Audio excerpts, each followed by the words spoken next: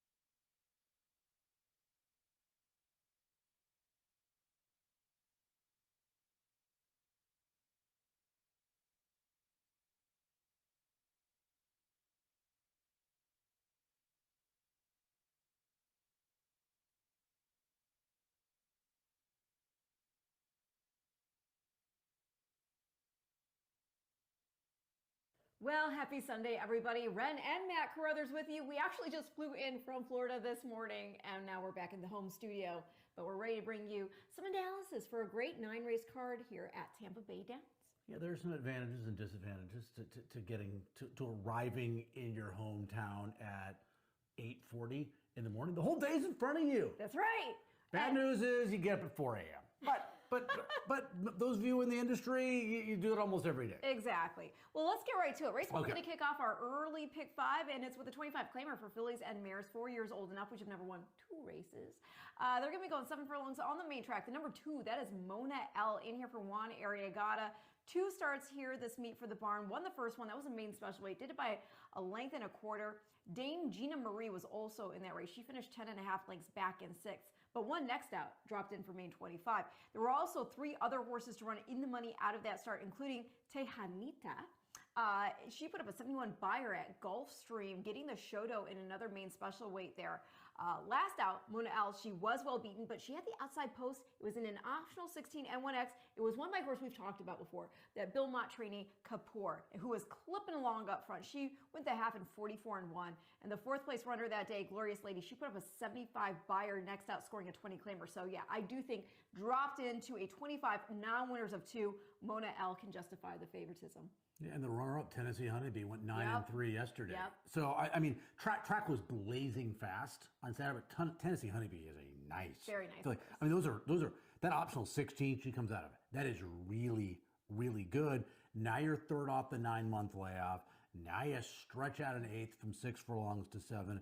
There's other speed in this race, but nobody that can deal with your type of speed. I think Mona L at a short price does win the first race. All right, well, who did you pick second? I got Princess Vera for Darian Rodriguez. I thought we saw some nice improvement from her, even getting bumped up in class in that second off the layoff. I went Lady Backtalk to 6, Okay. and I understand initially you look at her and you go, wow, synthetic race is good, dirt race is bad. Obviously, this is a dirt race.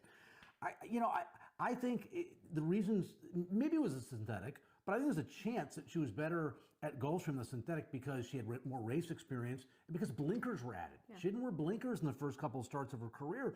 Those were also really fast races at Gulfstream. I mean, Trace Coronas went 9-1 in that maiden special event. She can't keep up with that.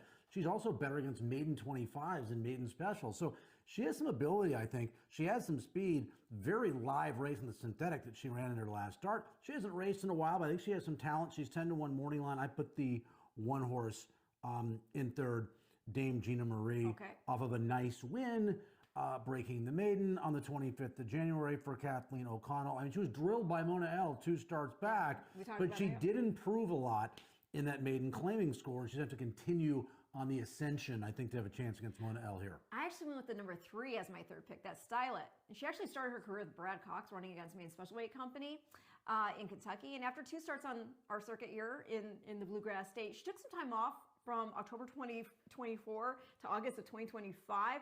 And when she ran in a main special weight at Horseshoe, and basically showed some speed from an outside draw before fading in that first off the layup. They tried her on turf next in November, and while off the board, she only got beat a length.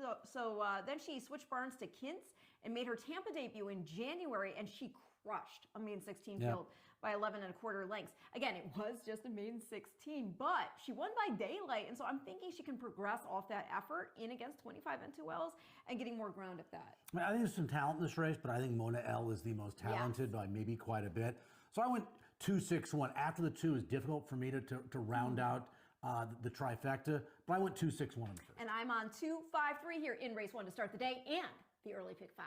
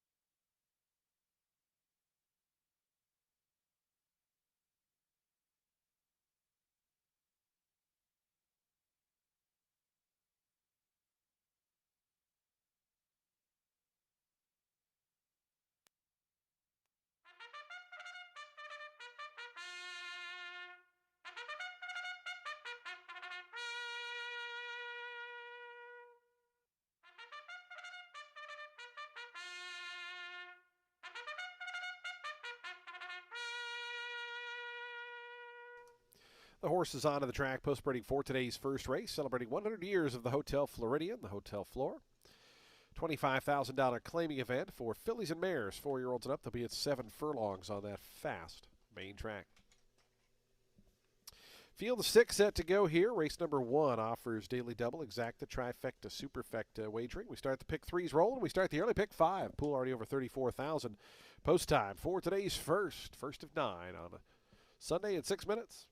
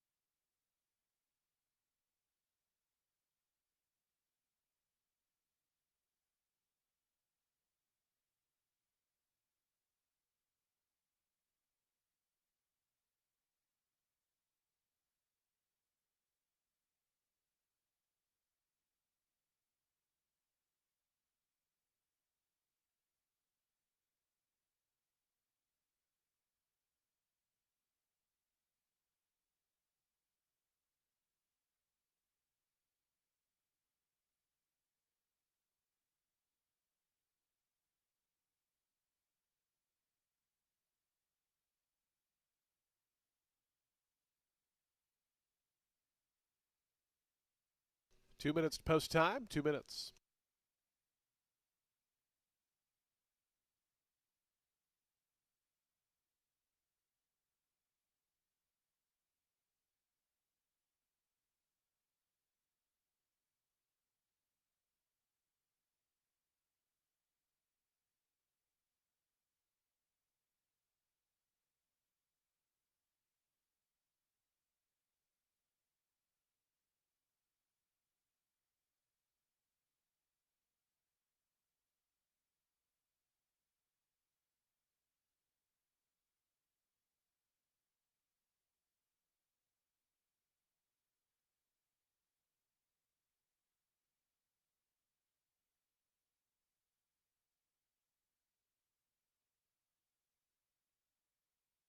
The horses are approaching the starting gate. Today's first race field, the early pick fives in 1 minute. 1 minute to post time.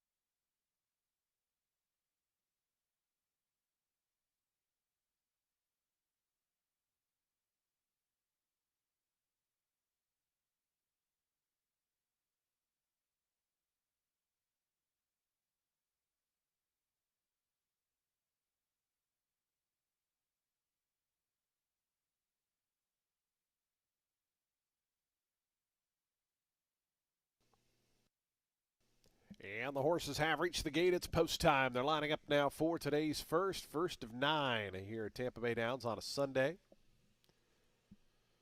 Field of 6 set to go. The 7 furlong distance here. Your post time favorite, number 2, Mona L at 4-5. 3-1 on the 5, Princess Vera, and 4-1 down on the inside, Dame Gina Marie. So we begin the loading process. Dame Gina Marie going to be the first to load in. Goes forward. Here's Mona L. Sammy Camacho for Juan Arriagada. Very breezy day out here today, so expect some quick first fractions with the wind with the runners down the backstretch. It's against them coming home. So we'll see how that plays into the race profiles. Bloody Colors Wave, Pablo Morales for Ron Potts to gate 4. The final two going to be Princess Vera and Lady Backtalk. Will be all set for a start here in today's first. Ready to kick off day number 47 of the season. A fast main track, a firm turf course. And Princess Vera's just unseated the rider in behind the gate, so we might have just a slight delay here. Again, number 5, Princess Vera unseating the rider.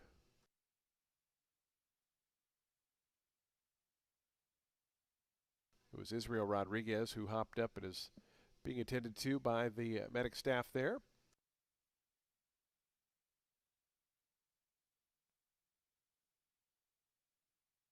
And we are indeed going to have a late scratch here. By order of the steward, scratch number 5, Princess Vera.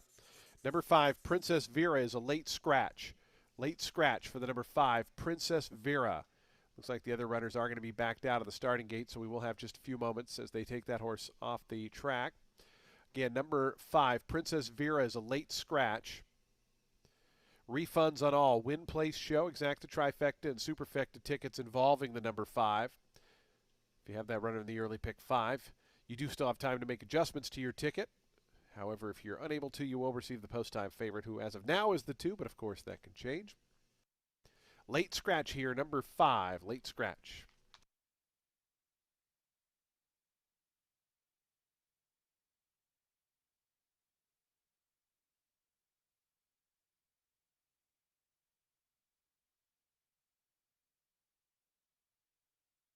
Again, a late scratch here of number 5. Nope, it's not number 1. It's number 5, who was a late scratch. There we go.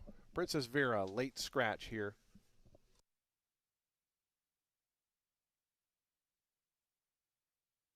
Again, just a slight delay here with the start of the race as Princess Vera will be walked off the course.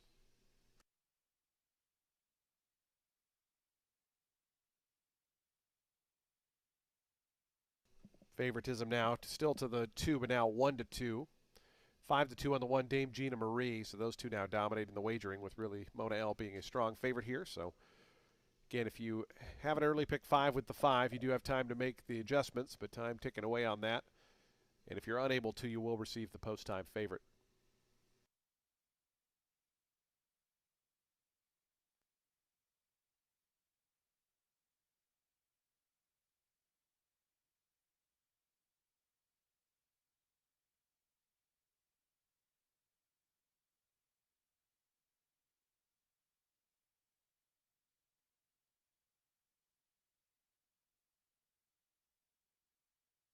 Loading process beginning once again as Dame Gina Marie and Mona L go in.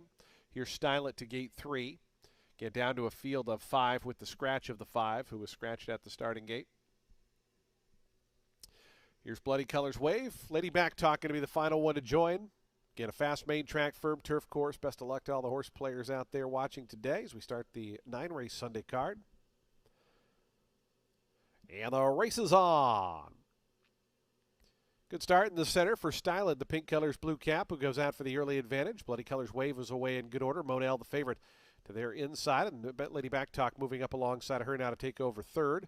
Dame Gina Marie is going to be the early trailer of the 5 as they work their way onto the main course. Bloody Colors Wave right up alongside now to poke ahead in front of Style It, who's back in second. Lady Back Talk third, only a length off the top. Break of 2 more then, back to Mona L and Dame Gina Marie. The 2 favorites are at the back early on as they have just over 4 furlongs left to go. It's Bloody Colors Wave in front of half a length now to Lady Back Talk, who presses closer on the outside. Style It is down toward the fence. It's 2 more, then back to Mona L, another 3 back to Dame Gina Marie, who trails. So they head to their far turn. Bloody Colors Wave in front by a length to Lady Back Talk. Style It still down at the inside. Mona L's working hard right now, 4th, but is starting to inch forward on the far outside. 5 more back to Dame Gina Marie, who's yet to fire and going to wheel toward the outside as they come around to the top of the lane. Bloody Colors Wave still the leader. Bloody Colors Wave in front of length and a half to Mona L, who moves up alongside of Lady Back Talk, but Bloody Colors Wave still there. Final furlong time now. Pablo Morales and Bloody Colors Wave, a 2-length leader. Mona L grinding away on the outside, is getting a little closer. Style It down toward the fence. Final 16th to go. Bloody Colors Wave is still there at 11-1. Bloody Colors Wave down on the inside. Style It, Bloody Colors Wave wins it. Style It was second, third, and went to Mona L, 4th. Lady Back Talk in 5th, Dame Gina Marie.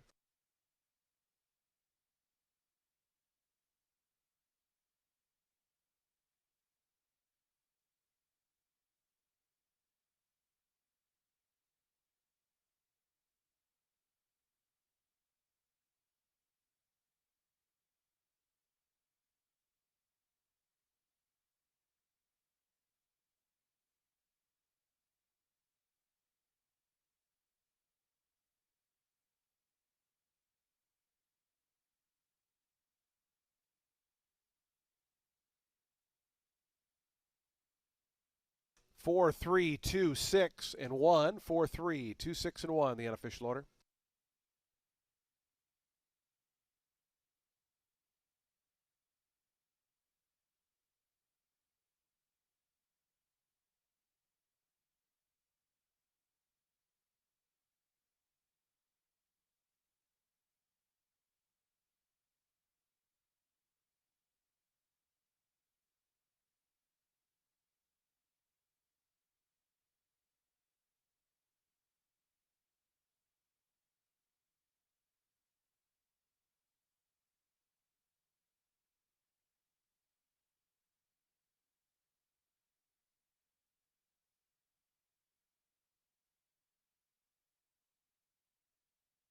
Longest shot on the board, Bloody Colors Wave, starts out the card at 11-1. Results are official, $24.40 for the win.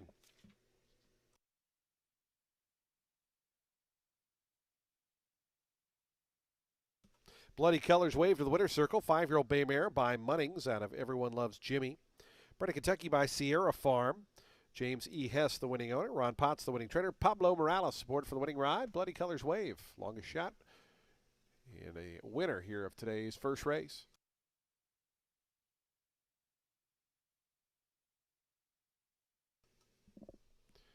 Prices on the board. The exacta 4 and 3, $84.30. Trifecta, $90.80. The dime super, $79.33. Today's second race is coming up next. The Tampa General Hospital purse. Scratch number 8, Oh What a Day. Number 8 is scratched. Scratch number 8, Oh What a Day.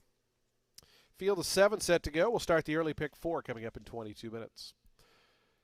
Happy to welcome in our celebrated guests for the first race. We're celebrating 100 years for Tampa Bay Downs, also celebrating 100 years the Hotel Floridian and the Hotel Floor. Pleased to have members of the Hotel Floridian team joining us here today at the track with jockey Pablo Morales.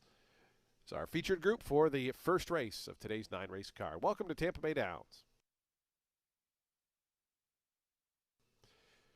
Race 2 coming up next in 21 minutes.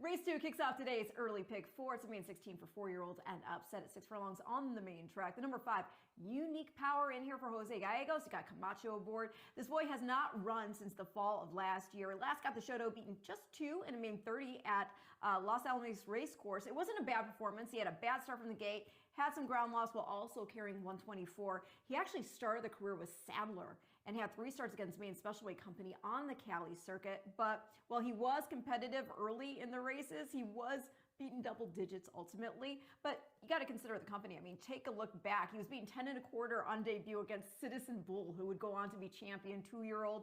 You see Privman in there. You get the idea. Looks to be working well here. Barnes striking consistently. You got a top jock in the irons. He's a son of Into Mischief out of Unique Bella. I'm not going to get cute here. Yeah, he's going to be favored in this race. My top pick scratched, so that was a bum to the horse 8-1 morning line. Oh, what a day! So obviously for me, that was a big scratch in this race. So my second pick then moves up to my top pick, and that's going to be Stony Brook Road, the 3. That's my third pick. I mean, it's a bit of a wild card here. Just on the surface, I like his dirt pedigree better than his grass. I see long on value, value plus. I see two-step salsa. I see dirt. I don't see grass. And this horse's only start was on turf, and it wasn't very good. It was also a pretty good maiden 16. I think that maiden 16 on grass. Well, he also had a bad start from the gate. It was legit. Yeah, I thought he legitimately and bad we start. expect gate speed from these Yates firsters generally. Absolutely. So whatever happened there. Yeah, and again, I like the dirt pedigree, and I like the races coming out. The winner got a 67. That's a pretty strong buyer for a maiden 16. So he did nothing in that race at all. There's really not that much in this race. I mean, if this horse can run at all, and most of the Yates horses can, this horse is a half to $122,000 dirt horse to give more credence to the fact that I think that potentially this horse should like the dirt. So kind of didn't really like anybody else that much. I thought Unique Power could win this race, but he's been beaten at short prices fairly often. So I'm taking a little bit of a shot. He's not going to be a big price, but he's not going to be favored in Stony Brook Road. Well, again, Stony Brook Road, my third pick, just because he's not the typical Yates firster for me. They debuted him all the way in for 16 at a mile and the 16th on the turf. But, usually we see those Cajun Breeze babies out there for him. Yep. But I did go with him in the third spot. The 7 is my second pick. That is So Grand, trained by Scooter Davis. He's in off a runner-up finish on the synthetic at Gulfstream, going 5.5. Got the lead that day, but got run down by Laudato there in the end. Before heading there, he did get on the board in 2 starts here at Tampa. First, the second place finish, beating just a length after sitting off the pace setter. He's a fast horse. Yeah, Star of Abraham. And he was just unable to reel him in. And then he got the lead from the far outside post in a main 16, going 6.5. Opened up on the field, but the distance, it took its toll. He ultimately had to settle for third. I think back to 6 today against this field, he can at least get on the board again. Yeah, so I went with the 3 on top. I went with the 5, who's going to be your favorite in second on the class drop. You went over all the reasons. Southern California horse who's shown some ability against better, and the barn's very good, and the workouts on paper seem to be strong. So I put the favorite in second. I put Commander's Coin, the 2 horse, in third. I thought the last start, he did wake up. It was his best race in a while. I know he's an 0 for 16 maiden, but again, I'm not picking him to win. I'm picking him to finish third in this race. But he was second behind a horse who had a nice tactical trip in that race. He was 5th early on. I liked the way he finished that race. I think he finished okay at 7 furlongs. Now he turns back to 6. If the pace is honest up front, it could be because you never know with a Yates horse. They usually show speed. Unique Power against this group will show speed. So Grand, the horse that you're using in your top 3, will be quick. So maybe Commander's Coin from off the pace to get a piece. So I went 3-5-2. 5-7-3 for me in race 2, which again kicks off our early pick 4.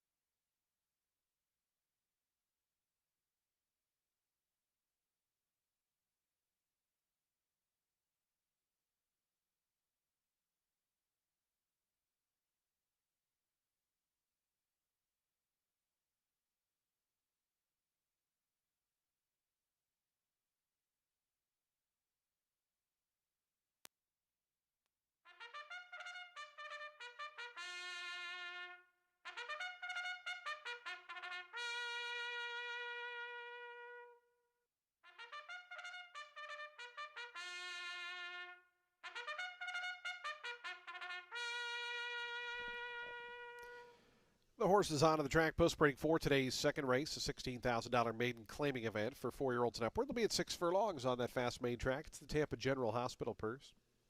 Field of 7 set to go. Scratch number 8. Number 8 is scratched.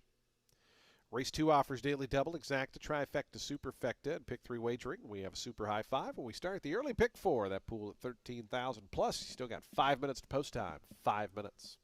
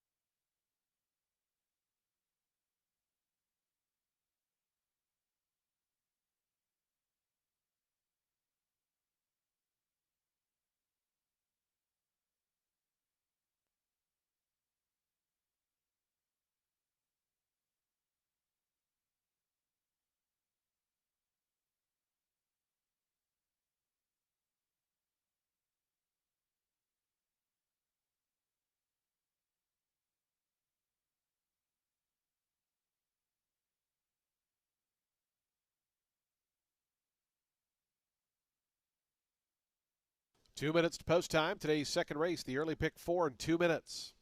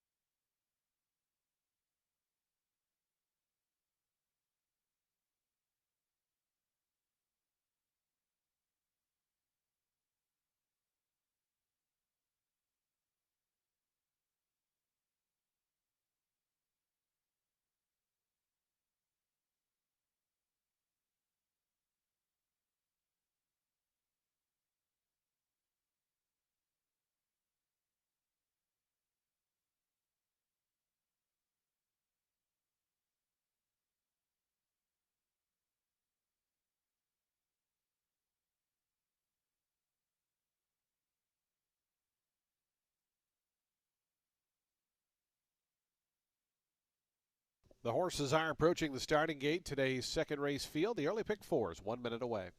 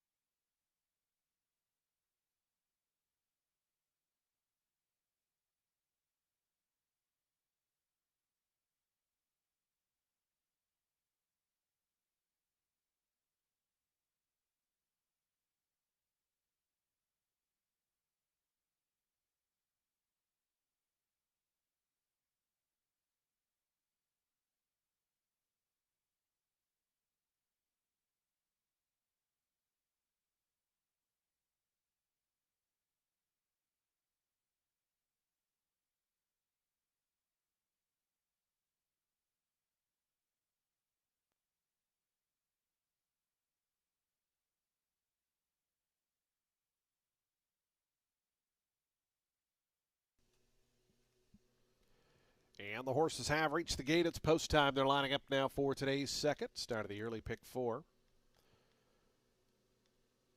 Field of 7 here at 6 furlongs over that fast main track. Your post time favorite here, 4 to 5 on the number 5, Unique Power. Saw an upset to start the day with 11-1 winner in the first. Commander's Coin moving up. Marcos Meneses to gate 2. Here's Stony Brook Road. Jose Ferrer for Michael Yates. Tranquila Ruby in the black and red silks.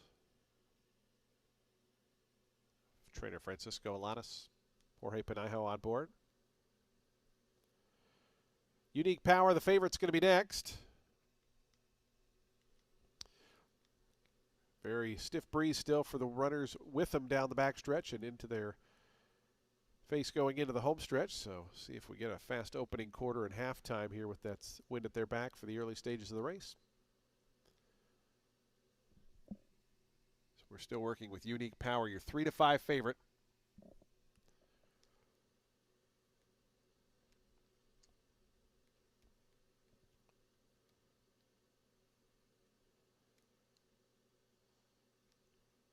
Unique Power still not in.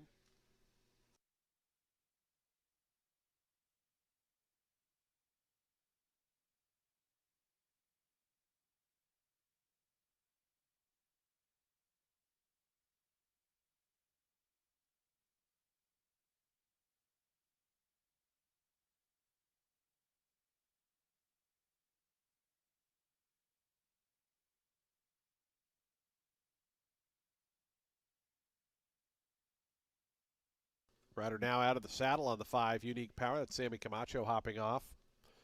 Looks like they're going to try to load him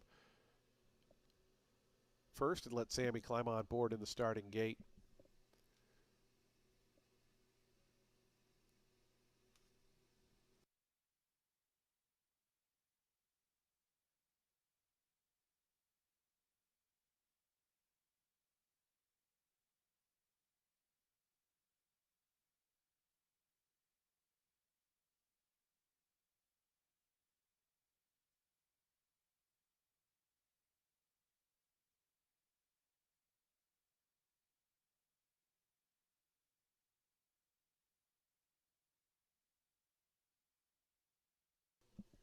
Unique Power once again up to the starting gate. So he continues to prove a handful to load into the gate. Now goes up. Now is in. So Sammy will climb back on board. The final 2 going to be First Act and So Grand will be all set for a start here. Today's early pick 4. On a sunny and breezy Sunday here, closing out our 5-day race week today. So Grand, Rosario Montanez to the outside for Scooter Davis, goes in. They're in the gate. And the race is on. Tranquila Ruby with a little bit of a stumble there. An awkward start for Stony Brook Road. A good start for So Grand, who goes out to the early advantage. Unique Power away second. Down to the inside, Aero Ghost is close up. Those are the top three. His first act going to sit fourth in the blue colors, just 2 lengths off the top as they're now battling 3 across. It's another 4 lengths then back to Commander's Coin. Tranquila Ruby's second last. Stony Brook Road after the slow beginning is the trailer as they have just under a half-mile left to go. Aero Ghost coming through inside of So Grand. Unique Power in a bit of a tight spot there as first act is starting to lift up on the outside. Those 4 have gotten away now. They're about 7 clear of Commander's Coin, who's back in the 5th position. Trying to launch from the back, Stony Brook Road and Tranquila Ruby trails. Around to the quarter pole, So Grand narrowly in front. Unique Power trying to come after that one. First act continues out 3 deep in the blue colors. Down to the inside, Aero Ghost. It's So Grand and Unique Power. Those 2 shoulder to shoulders. They come by the 3/16 pole. On the outside, it's Unique Power forging to a narrow advantage. So Grand quickly back to second, first act, and in behind them, Aero Ghost. Final 16 to go. Unique Power getting away. Unique Power now in front by 4 to first act, So Grand, and all the rest. Unique Power and Sammy Camacho, 3-5 winner here. They win it by about 4.5, 5 in the end. First act was second, So Grand third. Fourth was very close there, actually, between Aero Ghost and Stony Brook Road.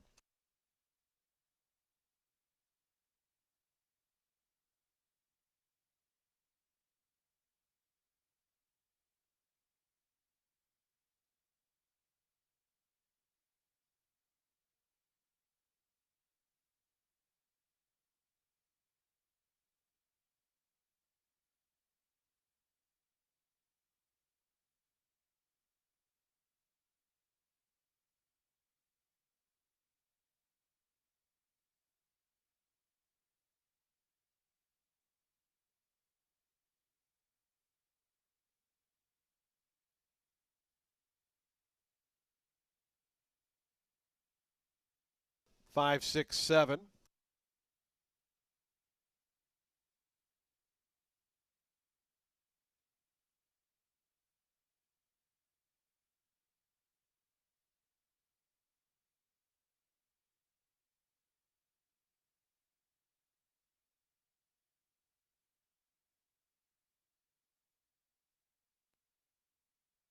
Five, six, seven, 1, and 3.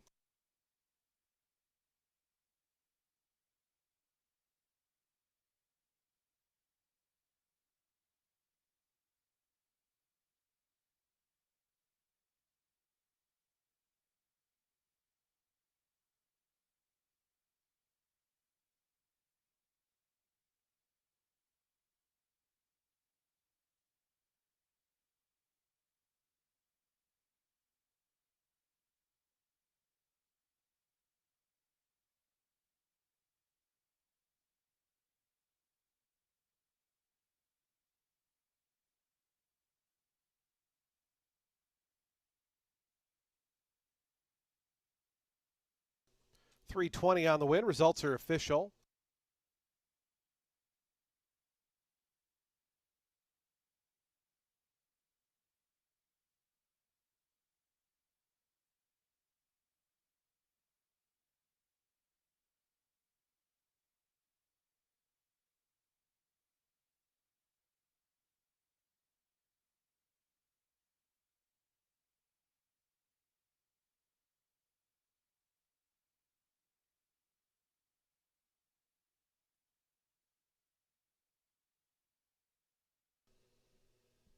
Unique Power coming up to the winner's circle. 4-year-old Guerrero Gelding by Into Mischief out of Unique Bella.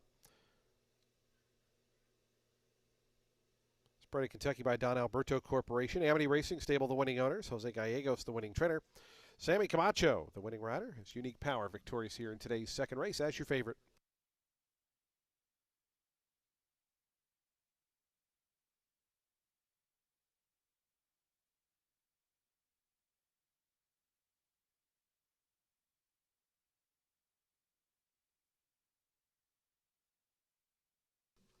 $470 on the win. The exacta rather. The trifecta $430. The dime super $3.68. Daily double $43.50. The high five $123.90. Today's third race in 21 minutes at 1:47. It's the happy 50th birthday Kevin Doherty purse. In race 3, we're once again sprinting. This time at 7 furlongs. No scratches or changes in the third. We'll start another pick 4 post time in 21 minutes. Happy to welcome into the winner's circle our featured group for the second race, representatives from Tampa General Hospital joining us. This race named in honor of our friends at Tampa General Hospital.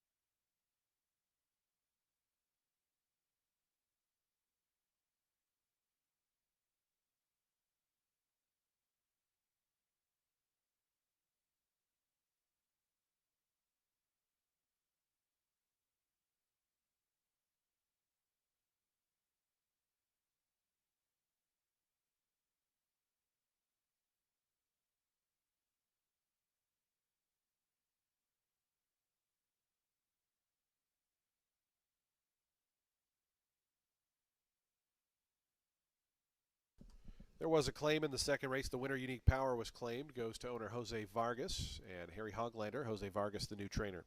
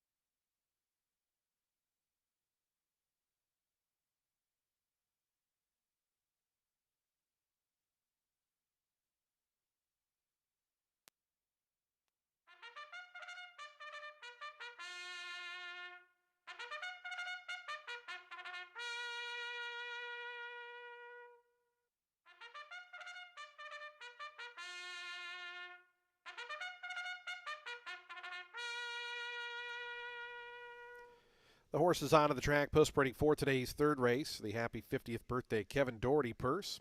It's an $8,000 claiming event for 4-year-olds and upward. They'll be at 7 furlongs over the fast main track. Field of 7 set to go. No scratches or changes here in today's third. Race 3 offers daily double, exacta, trifecta, superfecta, pick 3 wagering. We have a super high 5, and we start the middle pick 4. Post time for today's third in 4 minutes.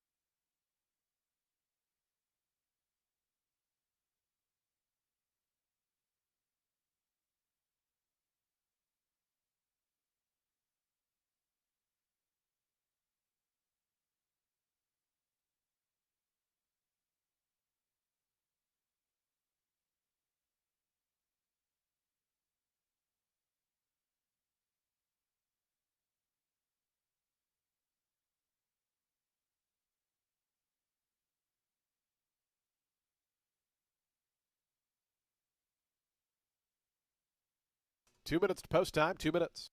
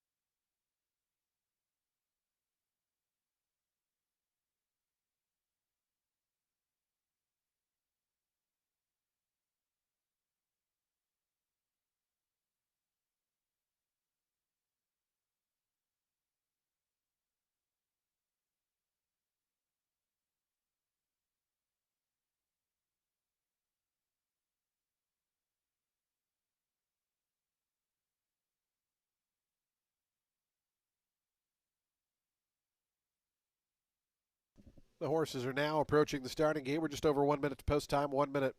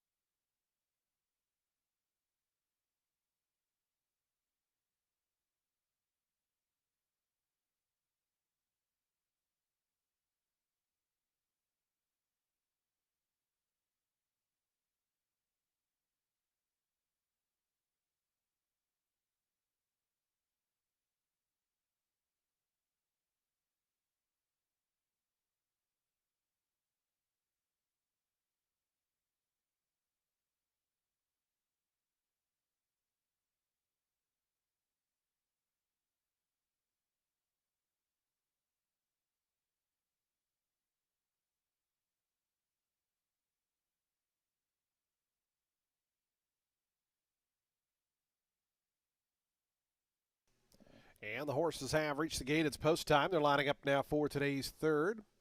It's the happy 50th birthday Kevin Doherty purse. Very happy birthday to Kevin.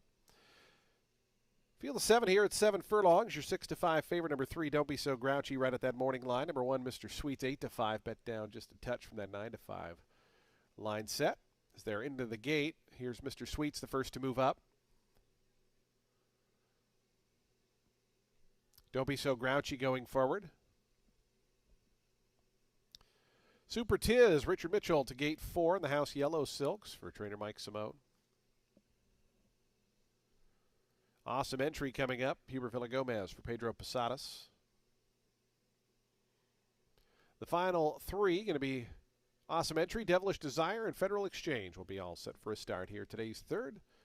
Happy 50th Kevin Doherty purse, Federal Exchange, and Cesar Gonzalez to the outside. Federal Exchange coming up and in. They're in the gate.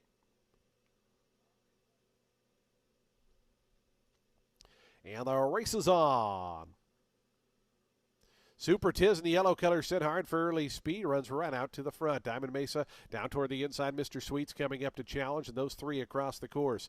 As Don't Be So Grouchy, the favorite, just in behind them in 4th. 2 more than to Devilish Desire. Federal Exchange is second last. And it's 5 more back to Longshot Awesome Entry, who's at the back. As Mr. Sweets and Diamond Mesa, they come through to grab the early lead. Right to their outside is Super Tiz racing along in 3rd. Down to that one's inside. Don't Be So Grouchy, 4th, guided toward the inside. A length and a half more to Federal Exchange, who also works over toward the fence. After that is Devilish Desire, and still 5 more back to Awesome Entry. They have just under a half mile to go, 22.54 seconds with the wind at their back.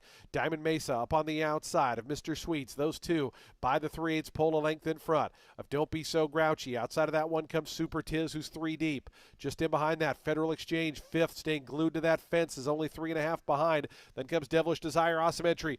Diamond Mesa trying to fend them all off. Super Tiz on the outside, the first with a big quick move. Down to the fence, Mr. Sweets. Don't Be So Grouchy. The door just got shut there in the 2 path. Gonna have to swing toward the outside. Federal Exchange is also not without a chance in behind runners.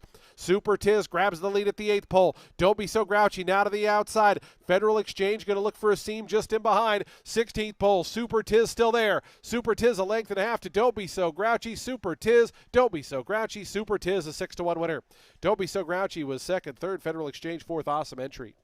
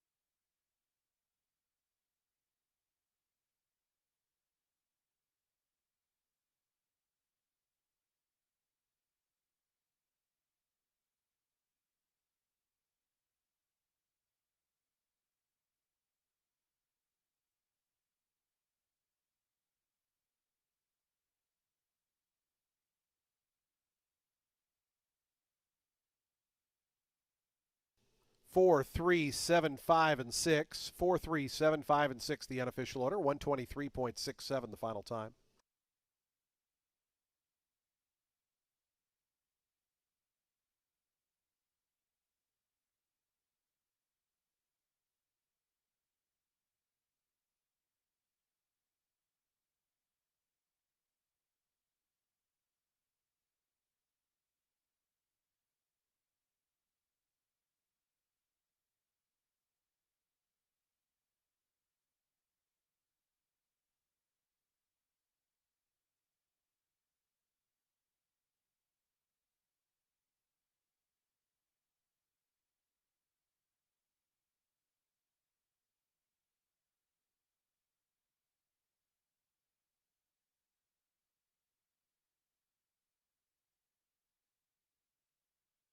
Super Tiz returns $15 for the win. Results are official.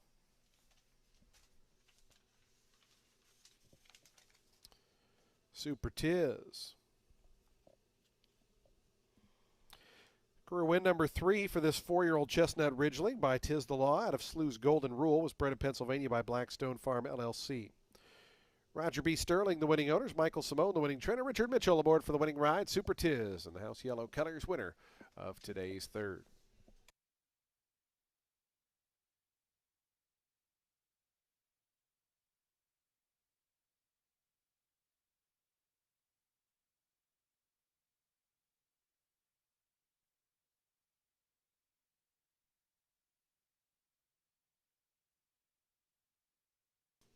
The exacta $21.90, trifecta $47.95, the dime super $60.38. Daily double $15.30, that early pick 3 $120.15. High five for a buck $681.90. Race 4 is 21 minutes away at 2:17 p.m. Today's fourth race, the Junior League of Tampa Purse. Scratch number 2 sounded out. Number 2 sounded out is out. With that scratch, no super high five wagering in the upcoming fourth. Field of 6 at 1 mile and 40 yards. Post time for the fourth, the ultimate 6 in 21 minutes. In the winner's circle, we're happy to welcome in our featured group. Today's third race named Happy 50th Birthday, Kevin Doherty. Happy birthday, Kevin, from all of us here at Tampa Bay Downs, celebrating with friends and family in the winner's circle.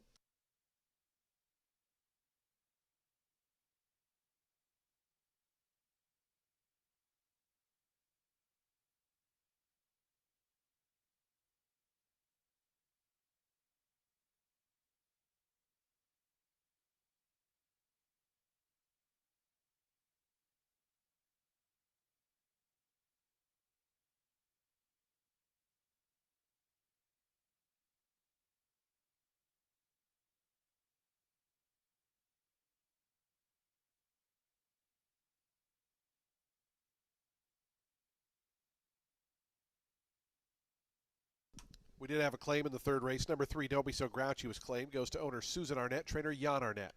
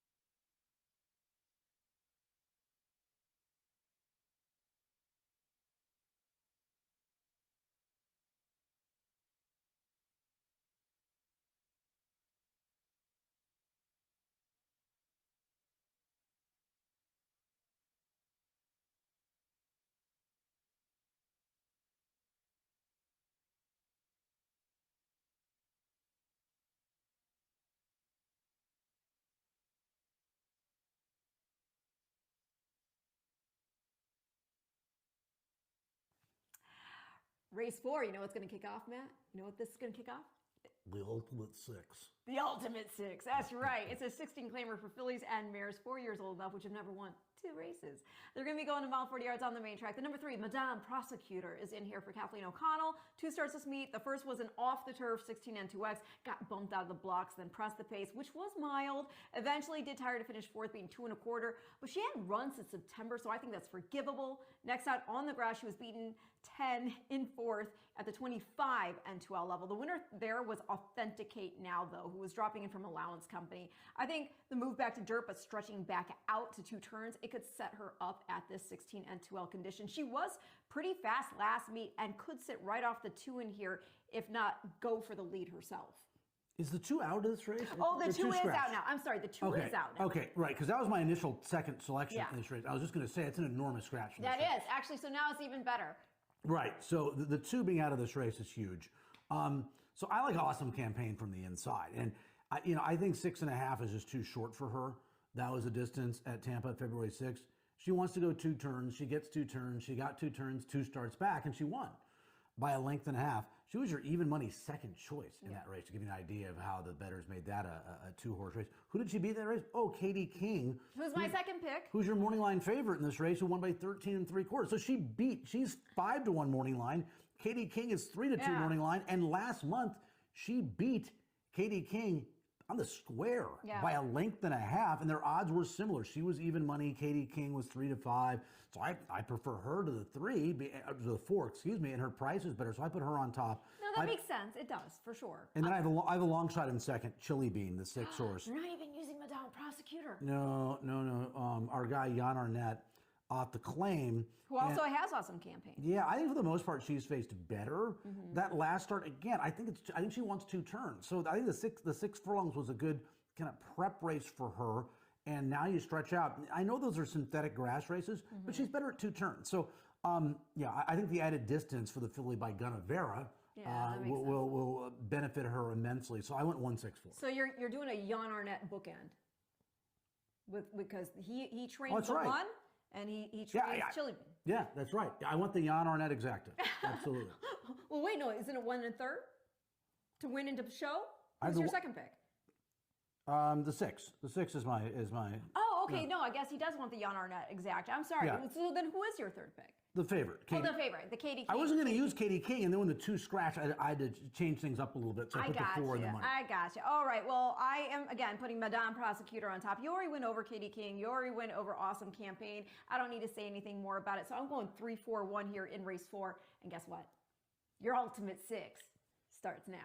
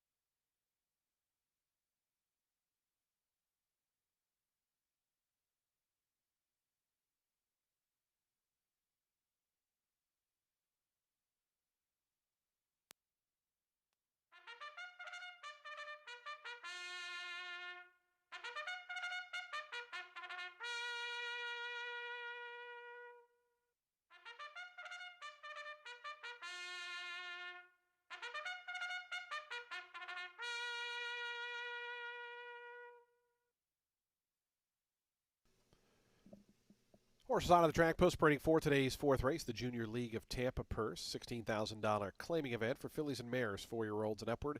They'll be at a mile and 40 yards on the fast main track. Field of 6 set to go here. Scratch the 2. Number 2 is scratched. Race 4 offers daily double, exact trifecta, superfecta, and pick 3 wagering. Take note, no super high 5 with the scratch. We do start the ultimate 6, though. 43,579, the jackpot carryover. This race starts in 5 minutes.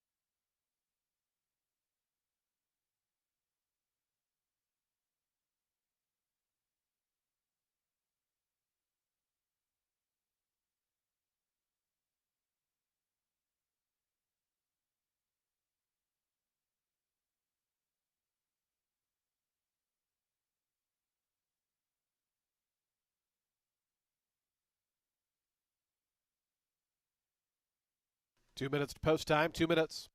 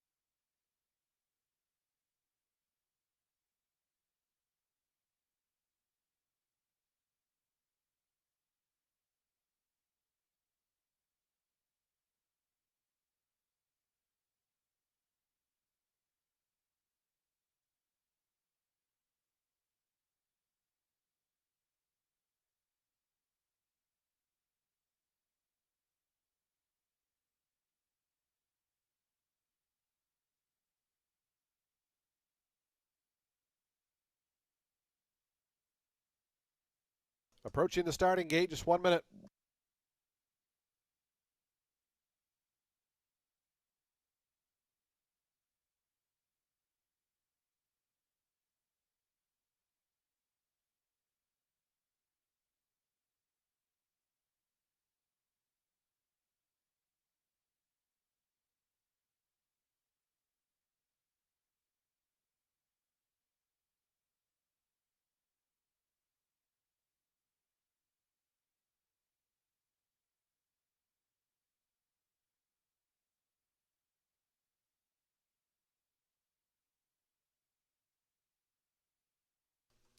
And the horses have reached the gate. It's post time. They're lining up now for today's fourth, the Junior League of Tampa Purse. Start of the Ultimate Six. Field of six set to go here. Your 4 to 5 favorite, number 4, Katie King. Here's Awesome Campaign, the first to load in, 5 to 1 right now. Madam Prosecutor, your 2 to 1 second choice, going to be the second one to join into gate 3.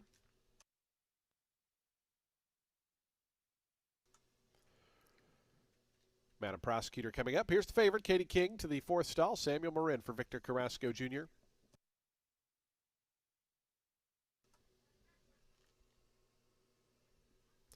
Country Economics coming up.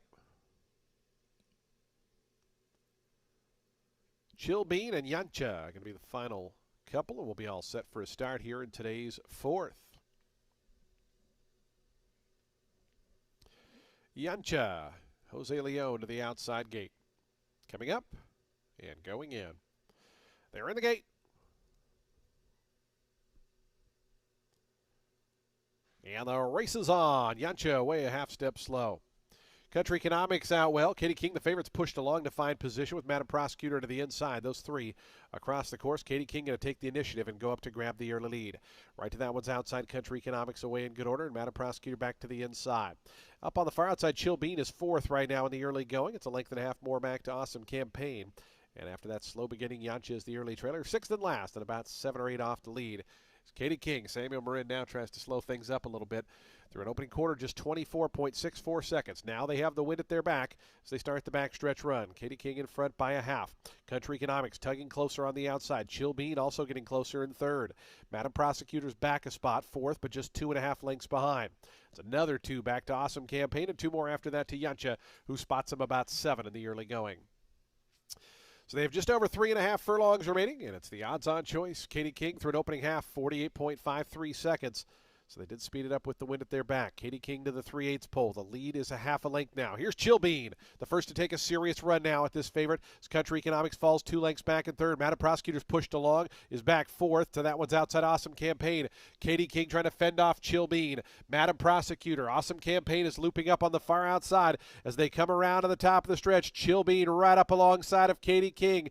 These 2 into the lane. Katie King cuts the corner. Chill Bean trying to keep up with that one down the center of the track. Awesome Campaign has some forward momentum with Madam Prosecutor.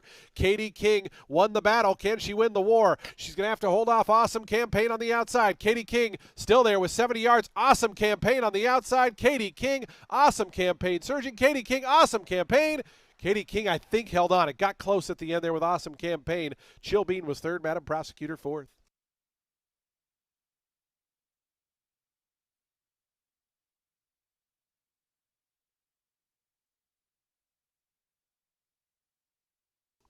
.142.85 the final time. Photo finish. Here's the slow-mo.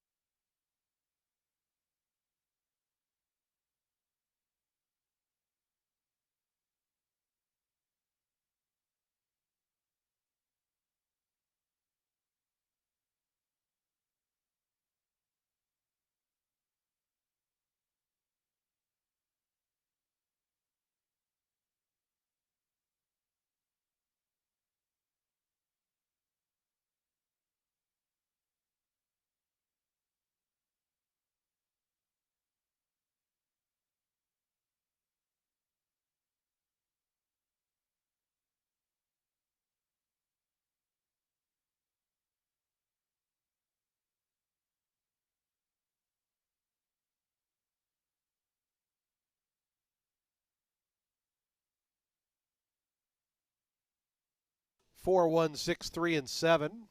Katie King, your favorite, holds on over Awesome Campaign, who was second. 142.85 the final time.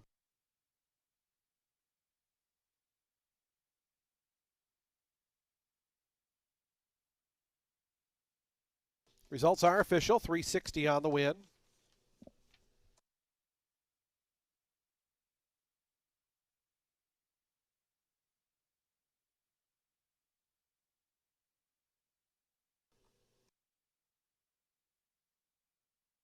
Katie King wins first off the claim. And second consecutive victory here for this 4-year-old dark Bayer Brown filly by Jovian of Why Not Candy. Bred in New York by Fazio Stables, LLC. MJM Stable, the winning owners. Victor Carrasco, the winning trainer. Samuel Marin on board for the winning ride as Katie King scores in today's fourth as your favorite.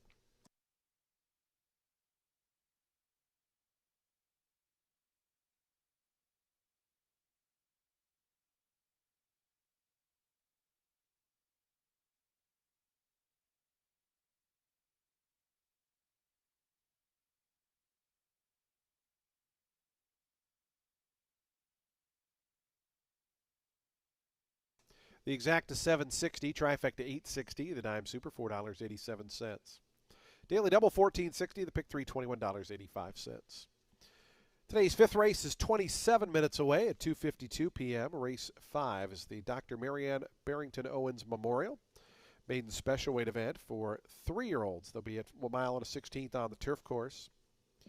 Number 3 is +1. Field of 8 set to go here. Late pick 5 coming up in 27 minutes. In the winner's circle, our featured group today, the Junior League of Tampa, joining us to celebrate with the winning connections. Again, the Junior League of Tampa, our featured group here for today's fourth race. Welcome to Tampa Bay Downs.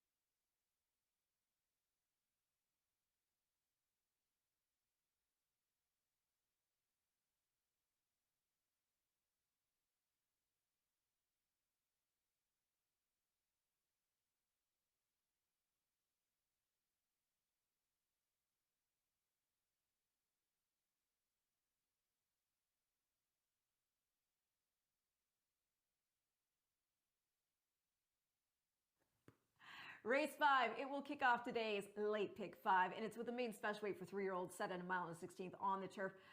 I'm going with the 7 in here for Tom Proctor. He is struck at Tampa 38% of the time here this meet. Work tab looks mighty encouraging. And yes, that is on dirt. The race itself is on turf. But son of Uncle Mo is out of another Proctor trainee named Marketing Mix, who was a grade 1 winner on turf. Actually put up a 101 buyer figure in the Breeders' Cup Filly and Mare Turf, even though she was 5th that day, beaten a length and a half. Career best, by the way.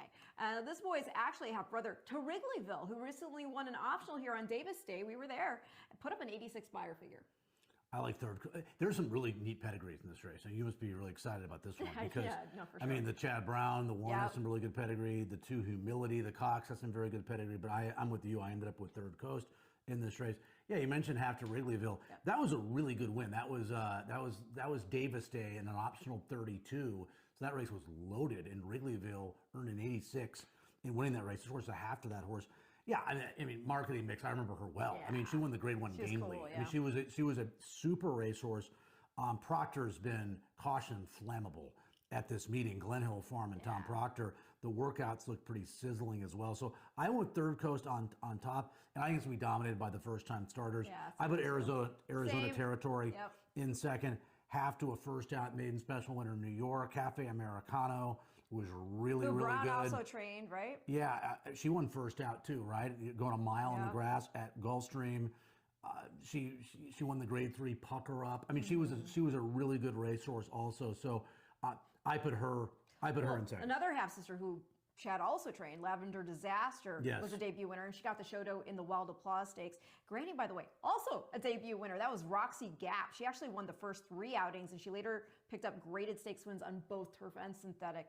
And I'm guessing we're on the 2 for our Yep. third pick. Humility, Yep, yep, yeah, yep, the yep, $1 million yep. yearling by Justify. Half brother to 2 stakes place runners in Conquest, Baba Yaga and Sorrentino Lemon, both of whom were first out winners. And the Yeah. family also includes Sovereign Champion 2-year-old filly Negligee and Horse of the Year in England, Zilzal. I mean, she cost $1 million. He cost a cool $1 million at the Keeneland September Yeah. sale in 2024. So, yeah, I mean, I didn't write down the names of these horses. I just wrote down half to a $200,000 winner who raced 8 times, had 4 wins in 2 seconds, and crushed first out at Woodbine Yeah, right. on the synthetic. And also half to a horse that won first out routing on the turf course at Tampa Yep. as well, which I think is something to take note of. course, Obviously, absolutely. since we're talking Tampa. Humility, something I know all about. I put in Absolutely. third. I'm surprised you didn't put him on in top this just for the race. name. Yeah, well, I'm going to win every race today, so I'll put Humility third. Get it? See what I did there? Yeah. 7, 1, 2 in a race. I'm really looking forward to watching some very well-bred, expensive horses running in this 5th race. 7-1-2 for me here in race 5, which again kicks off our late pick 5.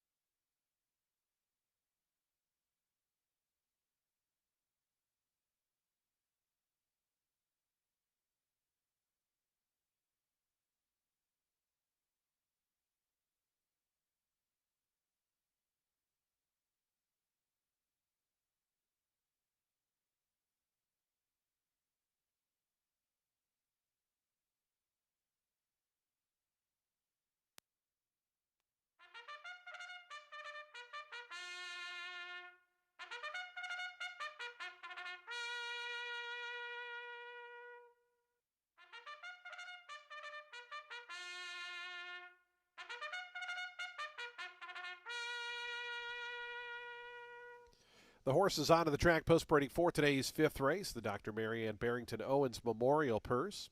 It's a maiden special weight event for 3-year-olds. They'll be at a mile and a 16th on the turf course. The turf is firm, the rail down at 0 feet.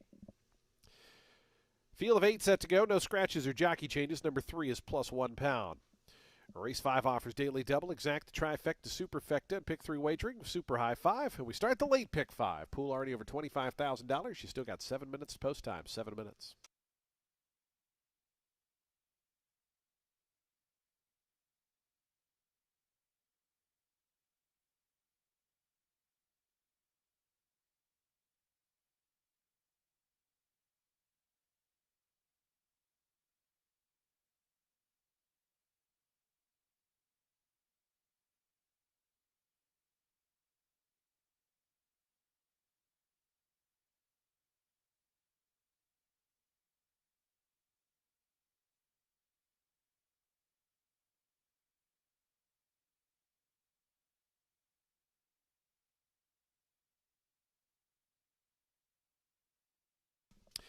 Fans, today's fifth race is named after Dr. Marianne Barrington Owens, longtime veterinarian and part of the team here at Tampa Bay Downs for many, many years. Her dedication to the health and well-being of our horses, along with her unwavering kindness and professionalism, made her beloved by all who had the privilege to know and work with her. Her legacy of compassion and care lives on in the many lives she touched, both human and animal alike. She will be deeply missed by all of us here at Tampa Bay Downs. We're proud to honor the memory of Dr. Marianne Barrington Owens here in today's fifth race.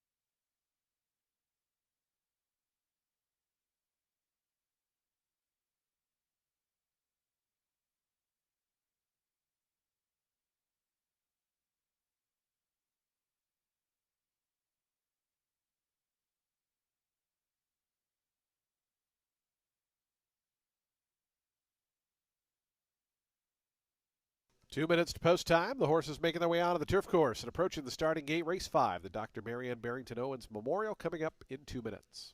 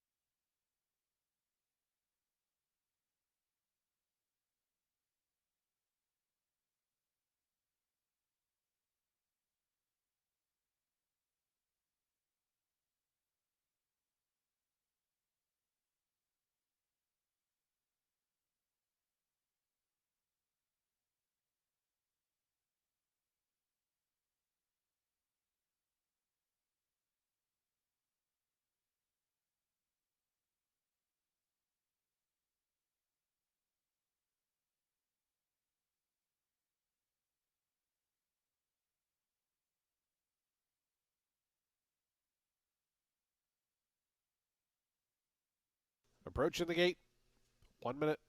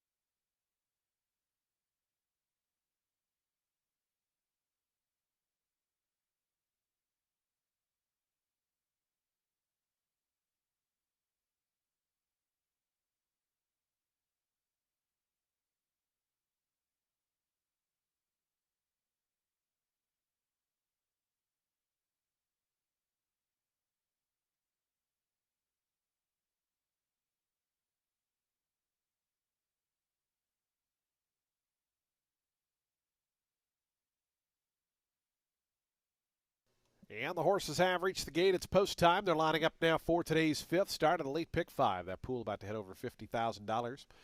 Good maiden special weight group here. 4 first-time starters, some well-bred runners as well. 8-5 favorite number 7, Third Coast here on Mouse's Kids and Family Day. Mouse out after the layoff, parading in front of the winner's circle.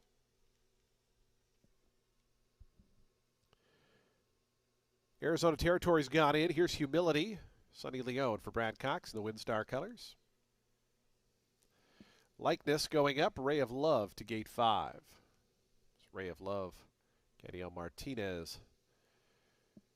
Right now, your second longest shot on the board at 39-1.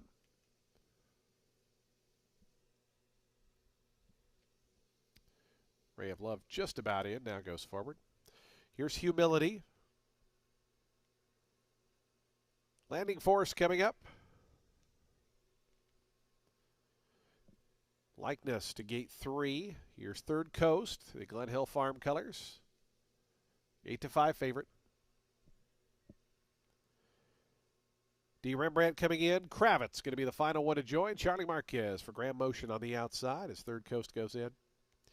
Kravitz to the outside draw. Ready to start the late pick 5 on a windy but sunny day here. Tampa Bay Downs. Kravitz coming up. Kravitz backs away.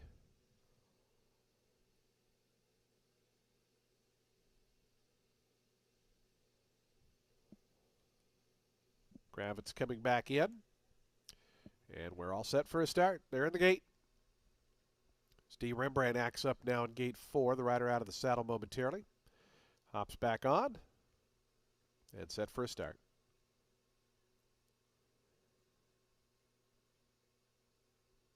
And the race is on.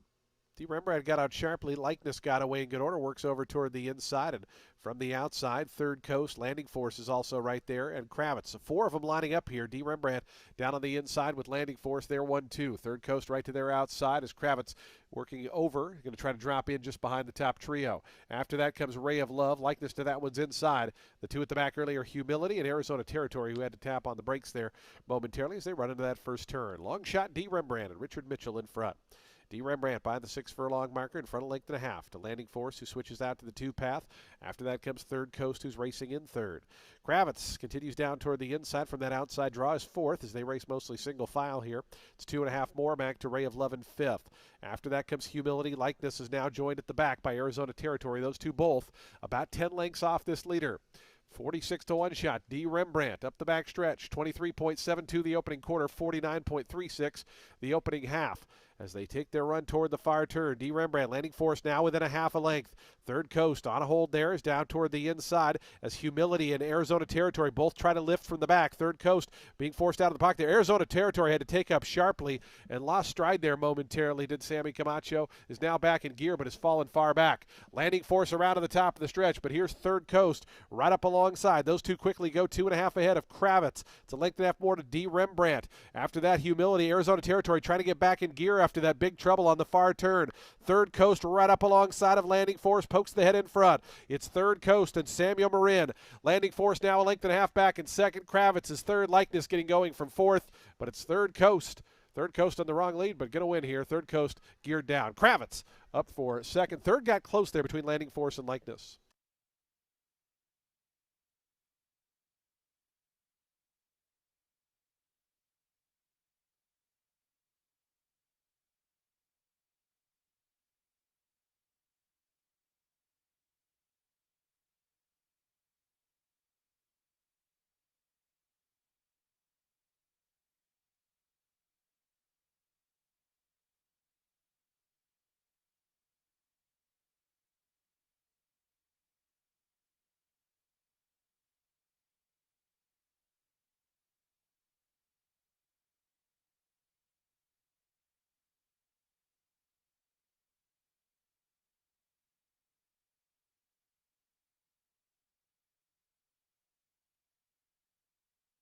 Seven, 8, and a photo. Here in today's 5th race, the Dr. Marianne Barrington Owens Memorial.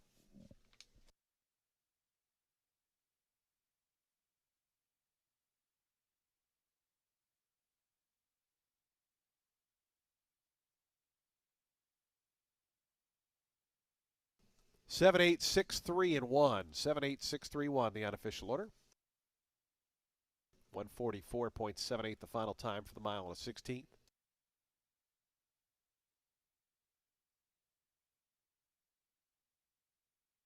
Do take note, stewards have hung the inquiry sign. They are looking at the run around the far turn involving the number 1 Arizona Territory. Again, a steward's inquiry looking at the run around the far turn, looking at the 1 Arizona Territory who had some trouble on that second turn. Again, steward's inquiry looking at the run around the second turn involving the number 1. Please hold all tickets.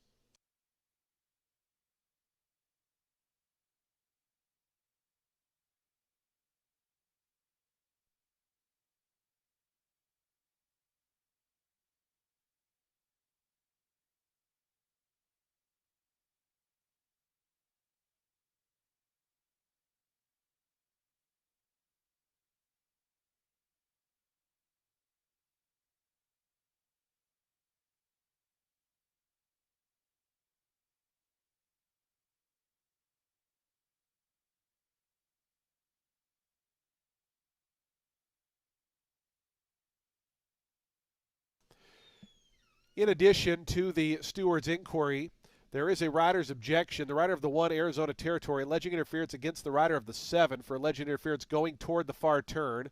We see the replay up there right there, 3/8 pole. Again, 1 against 7, so it does affect the unofficial winner. In addition to that, the number 3 is alleging interference against the rider of the number 8 in the home stretch. So we not only have a steward's inquiry, we have a pair of jockeys' objections. 1 against 7 is at the 3/8 pole. That's the video we're showing you now. The other objection, 3 against 8, is in the home stretch. So please hold all tickets, steward's inquiry and objections into this 5th race.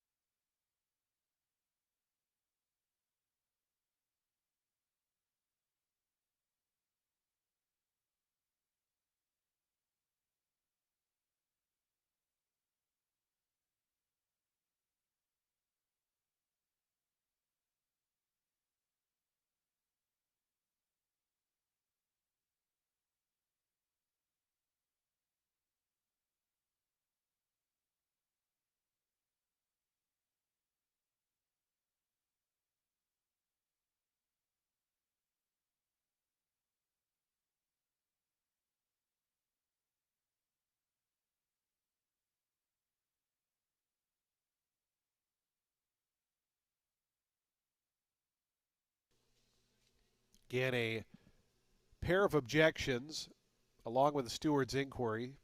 The objection 1 against 7, alleging interference going into the far turn around the 3/8 pole there. The other objection, 3 against 8.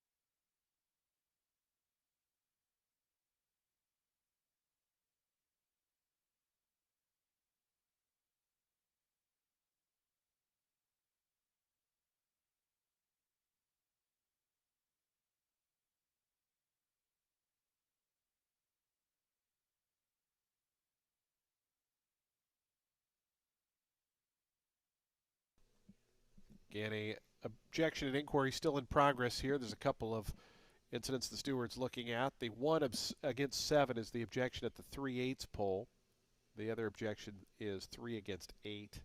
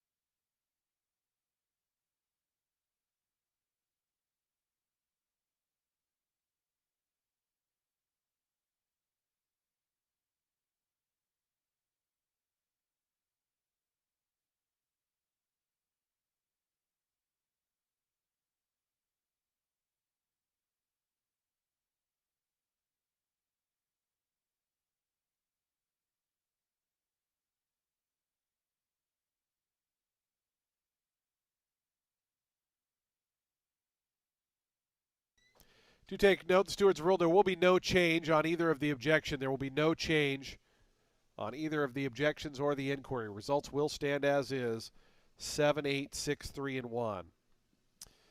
Again, no change to the order of finish. Results will stand as is, 7, 8, 6, 3, and 1. The winner of today's fifth race, number 7, Third Coast, a 3-year-old bay gelding by Uncle Mo out of Marketing Mix. It's bred in Kentucky by Glen Hill Farm, who are the winning owners. Tom Proctor, the winning trainer. Samuel Marin aboard for the winning ride. Third Coast, your winner. Again, results will go official shortly, and they have. 540 on the win. 7, 8, 6, 3. Again, no change in either of the inquiries. Stewart's ruling no change necessary after the video review. The exact is 7 and 8, $32.60. Trifecta, $83.10. Dime Super, $56.71. Daily Double, $4.50. Pick 3, $44.25. The Pick 4, $81.85. Pick 5, $1,940.45. The High 5 hit for $4,237.30. Coming up, today's sixth race is next. Race 6, the Safety Harbor Spa and Resort Purse. Number 1 is a gelding, a field of 7 at 7 furlongs. Fans, we direct your attention to the winner's circle. Today's fifth race, named after Dr. Marianne Barrington Owens, Marianne Barrington Owens Memorial Purse. We're happy to welcome in friends, family, and coworkers, as Dr. Owens was an invaluable part of the Tampa Bay Downs family for many, many years as a veterinarian. Her dedication to the health and well-being of our horses, along with her unwavering kindness and professionalism, made her beloved by all who had the privilege to know and work with her. Her legacy of compassion and care lives on in the many lives she touched, both human and animal alike, and that's obviously noticeable by the huge gathering of friends, family, co-workers, all in the winner's circle. Dr. Marianne Barrington Owens will be deeply missed by all of us here at Tampa Bay Downs. We honor her memory with this gathering in today's fifth race.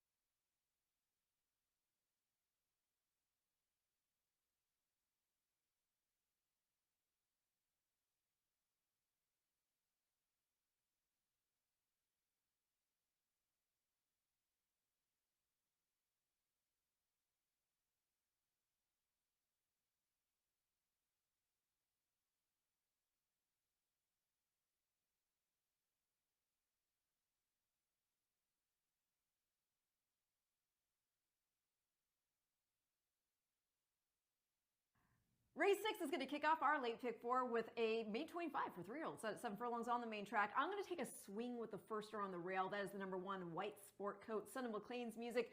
McLean's Music, he won his only start, put up 114 buyer figure doing it, so he made it count, right? And the mom here, Sport Modeled by Freud, she was a turfer when a pair of New York bred Stanley and Series stakes, but there is some dirt stakes black type in there as well. The family includes a horse named Rock Candy, who you might remember because that horse's wins include our Suncoast and Gasparilla stakes. I put that horse in third, so I think he has a chance. I see Freud. I automatically do think grass. That's kind of sort of, not that they can't run. No, absolutely fair. I definitely prefer. But I do think our main track can be conveying to turfy types also. Yeah, and again, this field, this horse preferred surface might well indeed be grass, but doesn't mean he can't be competitive against this field. In race number 6, I know the horse who's, I guess, second choice morning line. He's my uncle. That's my second pick. The 4 in this spot. He's kind of a merry-go-round type, but at least he's been a merry-go-round type against better. Yeah. He's been third in his last couple of starts, so at least he's getting a taste of things in terms of finishing in the money. And then his last start on dirt, he was just blown away in a stakes race. I mean, that was the restricted, the affirmed at Gulfstream for Florida breds, and that's why he was 70-1 in that race, coming off a third place effort. So it was a maiden he ran in that race. Why, I'm not exactly sure, but he was beaten 15 lengths, so he's in way over his head. Kozlite, who won that race, rallied from off the pace. The buyer was 78. I mean, the race was way stronger. He ran a solid third, a couple starts, or the second start of his career at Gulfstream. I don't think he's ever faced a group this week, and it's not like he's in bad form anyways. And I think the dirt is just fine for He's My Uncle. So I went with the 4 horse on top. Okay, well, that's my second pick. I'm going to guess that you're using the 5 in your top I went with the 3? 7. No, I didn't use the 5 in my top 3. Oh my gosh. Well, okay, well, that's my so third I'm trying pick. to beat the morning line favorite. Yep. The 5 win in here for Juan Avila. Ran second last out of the level with the addition of blinkers and at the 7 furlong distance. It was his second time at the level, second time running second in it as he got beat a length and a half in a 6.5 furlong May 25 on December 13th. The third place runner that day was Hard Talk. He next won out on the grass in May 16. Then he got back to the dirt and got beat just a half length in an optional start 25. And then he won at that level by 2 3/4 lengths. And the fourth place, Giggity, he went on to score 2 starts later at the May 25 level as well. So that is my third pick. Okay, I mean, if you can figure out who's going to be in front in this race, good for you. Because I mean, I have no idea. I think the most logical horse is the 7. So I had to put that horse in my top 3. So I put him second. They call me Sue because at least he pressed the issue going 3/4 in his last start. So I would think at 7 furlongs with Sammy Marin aboard, he's the most logical horse to get the lead in this race. He could just never get by Jiggity. Jiggity was in front of him the entire race. It was the ultimate merry-go-round race, and he was just in chase mode. Well, I should have said Jiggity. I've been saying Giggity. Is it Giggity? Jiggity? No, I think you're probably I don't know. Jason, I'm sorry. I got to watch the replay again. I'm used to saying hot diggity, so I think it's no. Giggity. I don't know what it is. But anyways, I know that they call me Sue as a half length behind the winner the entire way around the racetrack. So I put him in second because of his possible pace edge. Yeah. The 4 on top, your 1 horse in third. I'm trying to beat the favorite, 4-7-1. 1-4-5 for me in race 6, which again kicks off the late pick 4.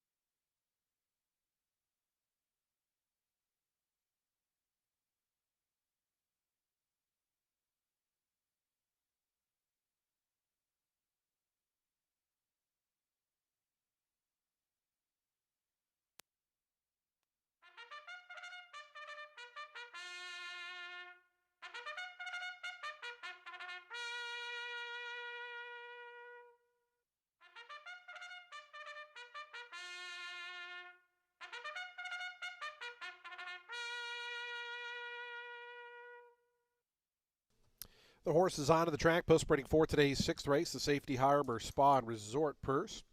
$25,000 maiden claiming event for 3-year-olds. They'll be at 7 furlongs on the fast main track. Take note, number 1, white sport coat is a gelding. Number 1 is a gelding.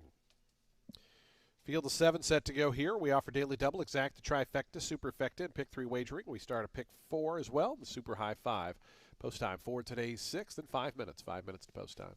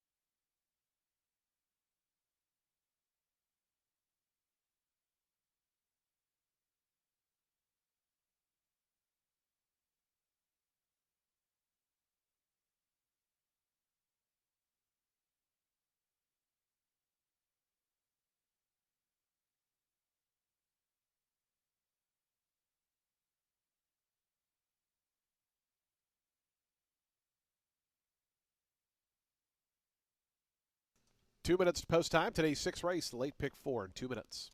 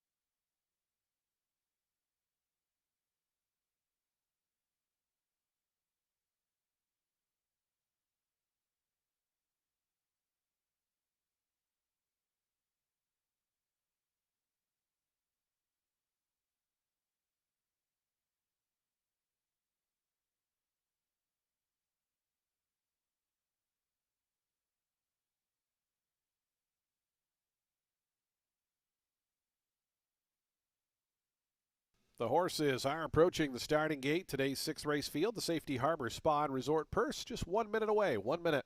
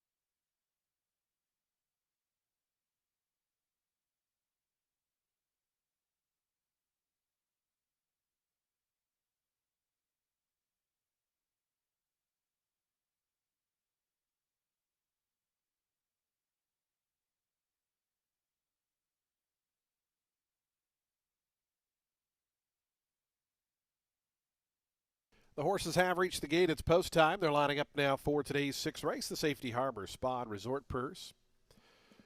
Field of 7 here at 7 furlongs. Started the late pick 4. 3-2 favorite number 5, Win Winnie Win. 2-1 on the 4, He's My Uncle. 5-2 outside for They Call Me Sue. Here's the first time starter, White Sport Coat to the inside. Rocco's Spirit 11-1 to gate 2. Jesus Castanon for Derek Ryan. On this very breezy day here at Tampa Bay Downs. Fast Prince coming up.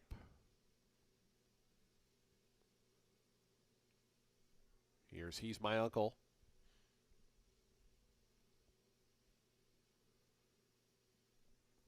Win Winnie Win, Sammy Camacho aboard the 7-5 favorite going up. The final two going to be Alexander K and They Call Me Sue. Will be all set for a start here in today's late pick 4. Alexander K coming up. Samuel Marin and They Call Me Sue will be the final one to join. Goes in. They're in the gate. And the race is on. Slow start there for He's My Uncle. Good start for They Call Me Sue from the outside, who goes right to the front, crosses over toward the inside, trying to hold that rail position is the first-time starter White Sport Coat, who's going to come up on near-level terms. Win Winnie Wins just between them in third. It's 2 more, then back to Fast Prince. He's My Uncle after the bad start, recovering now all the way up to fourth. It's 2 more, then back to Rocco's Spirit. Alexander K's the early trailers. They Call Me Sue and White Sport Coat. Those two go on with it. Sammy Camacho content to sit back a length and a half third with Win Winnie Win, who's guided toward the outside. Then comes Fast Prince. He's My Uncle. Those top 5 get away by about 6 now to Rocco's Spirit and Alexander K, who are at the back. 22.56 seconds, the opening quarter mile. They Call Me Sue on the outside and White Sport Coat on the inside. Those two still locked in battle. Win Winnie Win comes to join them 3 wide, 4 wide for He's My Uncle. Fast Prince couldn't keep pace with that top quartet, has dropped 6 lengths back. Then comes Alexander K and Rocco's Spirit.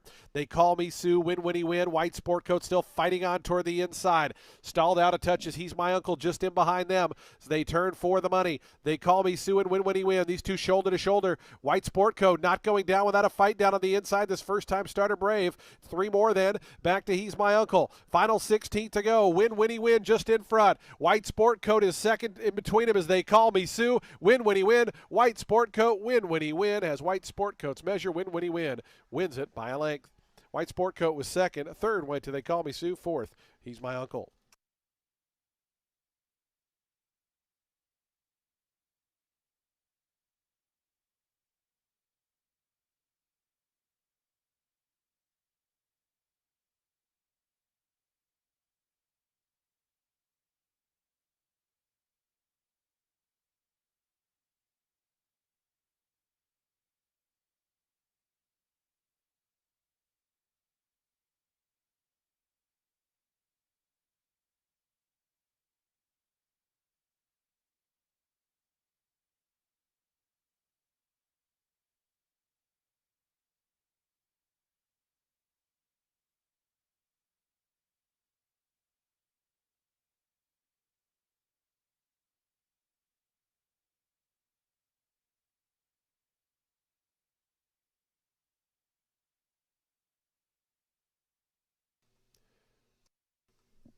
5174, 5174. Win, winnie, win. Your 7 of 5 winner.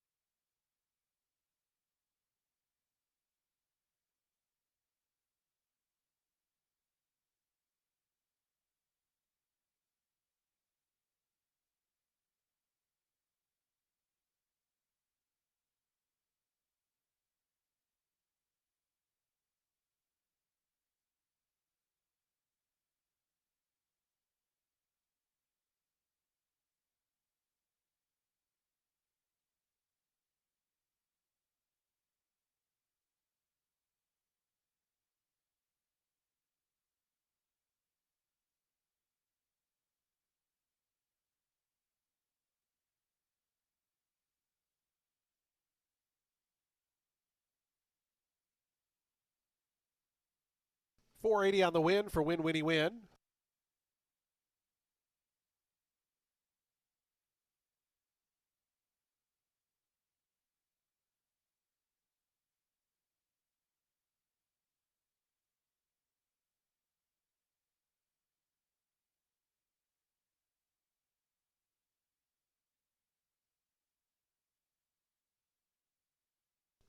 Win, winnie, win.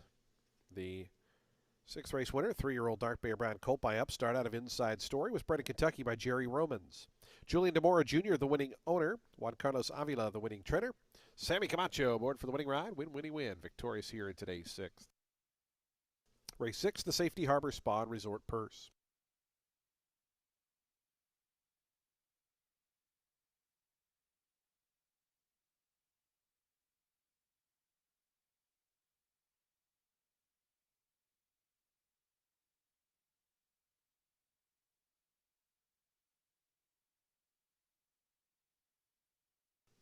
The exact $18.60. Trifecta $25.50. The dime super $8.35. Daily double $9.20. The pick 3 $10.60. The pick 4 $114.50. High five for $1 $183.10. Today's 7th race, the Tampa Theater Purse is on turf. Post time in 21 minutes at 3:53 p.m. Scratch the also eligible runners. Numbers 11 through 14 are all scratched. Numbers 1 and 4 are 1 pound over. Race 7 starts our final pick 3 on the card. Post time is 21 minutes away.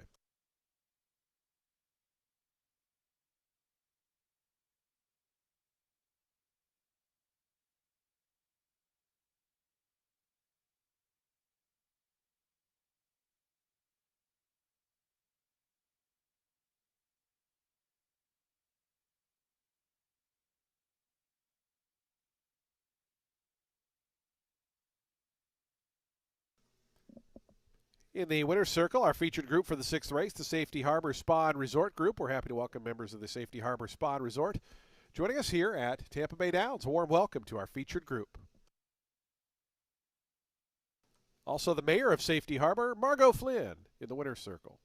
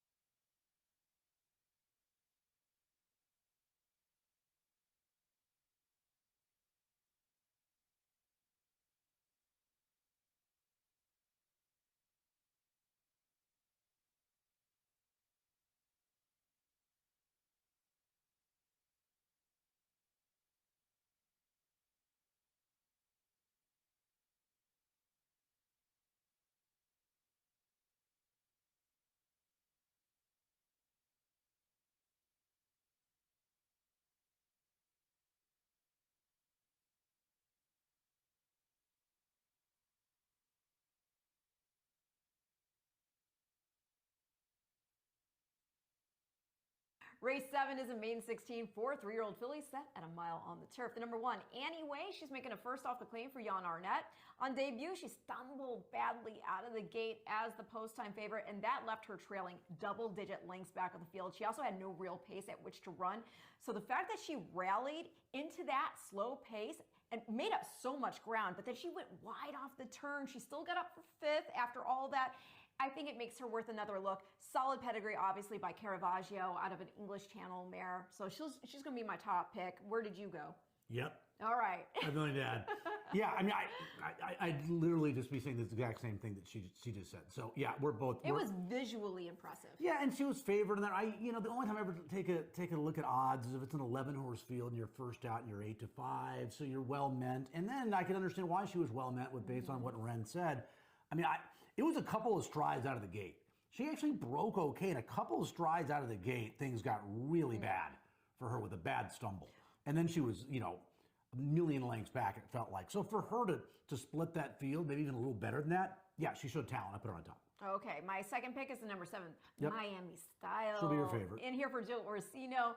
By the way, shout out to Joe Orsino because Reza Rolex, that was such a game runner-up performance to my boy Prince in the Turf Dash Stakes yesterday. Lost by an inch trying to win his 10th in a row. I know. I mean, that horse was stepping up against Stakes Company, and he's just one of those horses. There are horses who will step it up when they have to do it. Wow. That was incredible. Photo finish. Against the best competition he's faced, Yeah. and he proved he belonged and then some. Absolutely. Now, this horse, Miami Style, last 2 starts were on the synthetic at Gulfstream. 5.5 last out in that main 17.5, and then the main 35, that was an off-the-turf go at a mile 70. She was game, but beaten over 5 lengths in both starts despite distance difference. The last time she was on turf, she tried a couple lengths off a tepid pace going a mile in a main 35. The runner-up in that race, who had been the pace setter, was not great in the next start at the main optional 50 level, but dropped back in for 35 with Lasix, scored by open lengths, and then won again, earning a 68 buyer.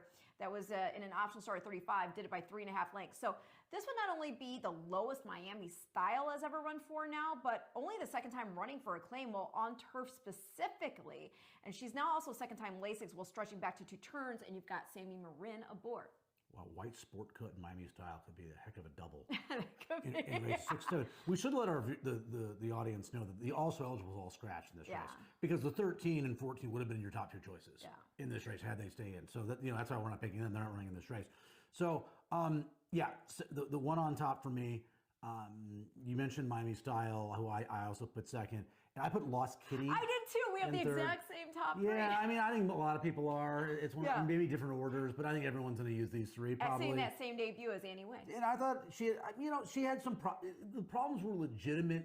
How much did they cost her at the quarter pole where she was kind of steadying behind horses? I don't know the answer to that. I'm not smart enough, but I know that it did definitely affected her. The blinkers come on. She showed a little bit of speed in that race. Sammy Camacho and I know up. Camacho and Arriagata are. I mean, is this correct? They're 19 for 40 together. 19 for 40. I mean that's frivolous. So I put her in third. 179. 179 for me in race 7.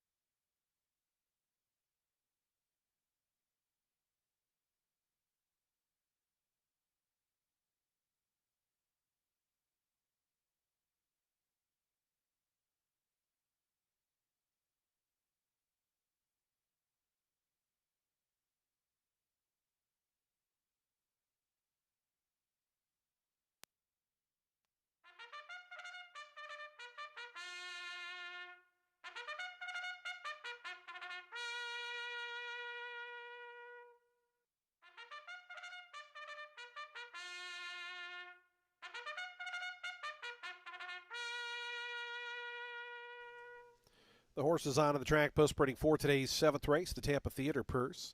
$16,000 maiden claiming event for 3-year-olds. They'll be at 3-year-old fillies rather. They'll be at a mile on turf. The turf firm, the rail at 0 feet. Scratch 11, 12, 13, and 14. The also eligible runners are scratched.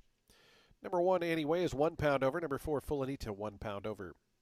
Race 7 offers daily double, exacta, trifecta, superfecta wagering. We have a super high 5. We start the late pick 3, post time at 4 minutes.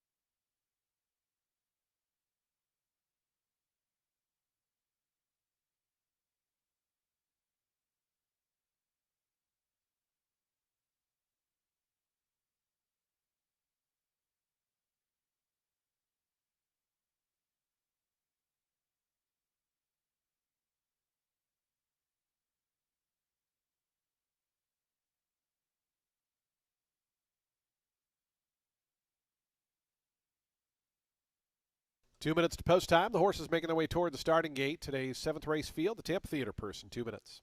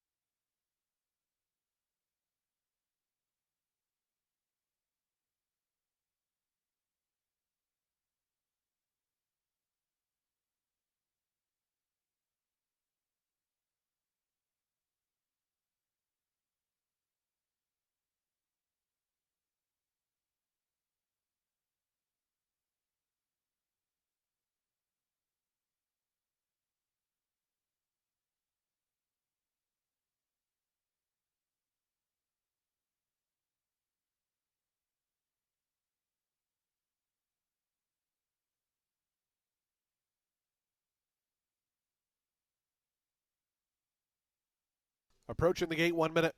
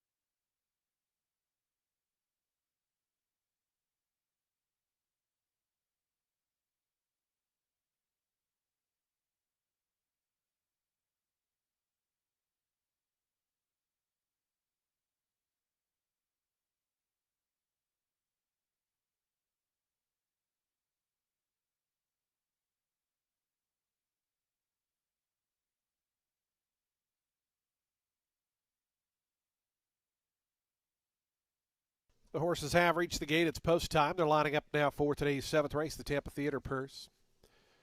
Field of 10 at the mile distance. Your 8-5 favorite, number 7, Miami Style. 5-2, Annie Way, who's gone forward. Great Actress is in. By My Dreams to gate number 3. Here's Tap Tap Coco going up. Full Anita and Lost Kitty going to be the next two. Lost Kitty at 7-2 right now, your third choice. Miss Sunrise coming up to gate 5. 84-1, the longest shot in the field. Lost Kitty goes in. A Rose for Skyler going to be the final one to join. Sarah Hess on board as we get ready to start the late pick 3, the Tampa Theater Purse there in the gate.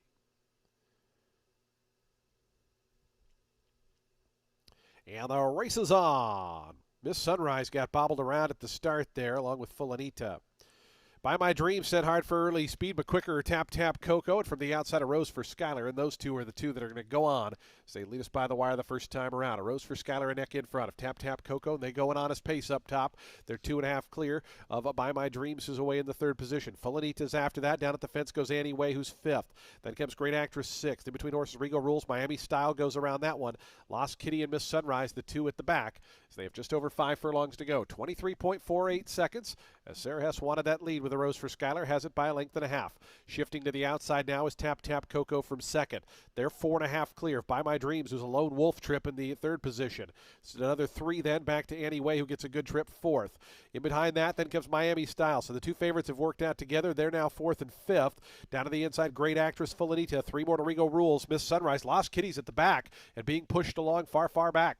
47 seconds, the opening half miles. They go to the far turn with 3/8 of a mile to go. A Rose for Skyler, a 2-length lead over Tap Tap Coco. Annie Way now comes into the race from 3rd.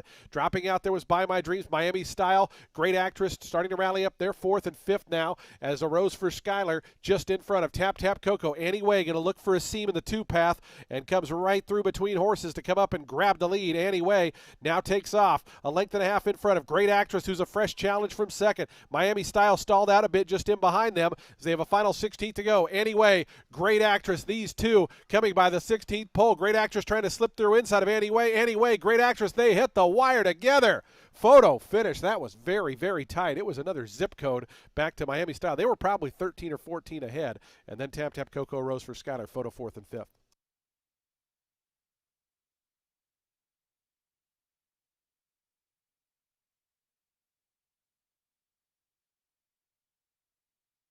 Photo finish, 138.84 the final time. We'll get that slow-mo shot here and see if we can tell anything. Not really. Very close.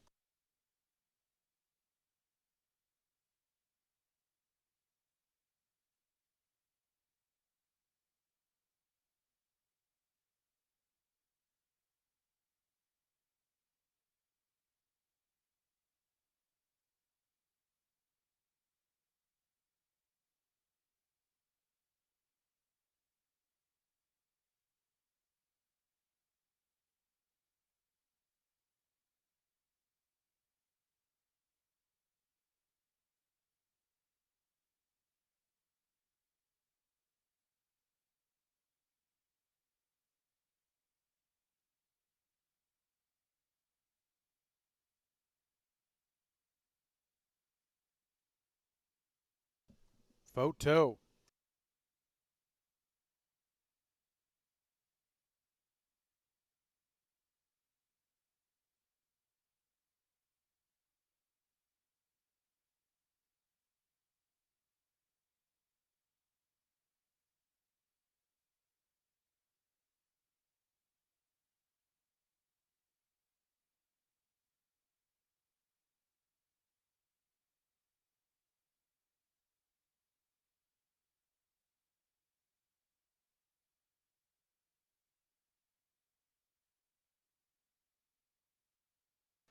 Number 1, Anyway, the winner. Second, number 2, Great Actress. Third, number 7, Miami Style. And fourth, number 8, Tap Tap Coco. Fifth, number 10, A Rose for Skyler. Stewards have posted the inquiry sign. They're looking at the run down the stretch involving the top 2 finishers. Please hold all tickets. Stewards inquiry into the stretch run involving the top 2 finishers. Again, the stewards looking at the stretch run involving the top 2.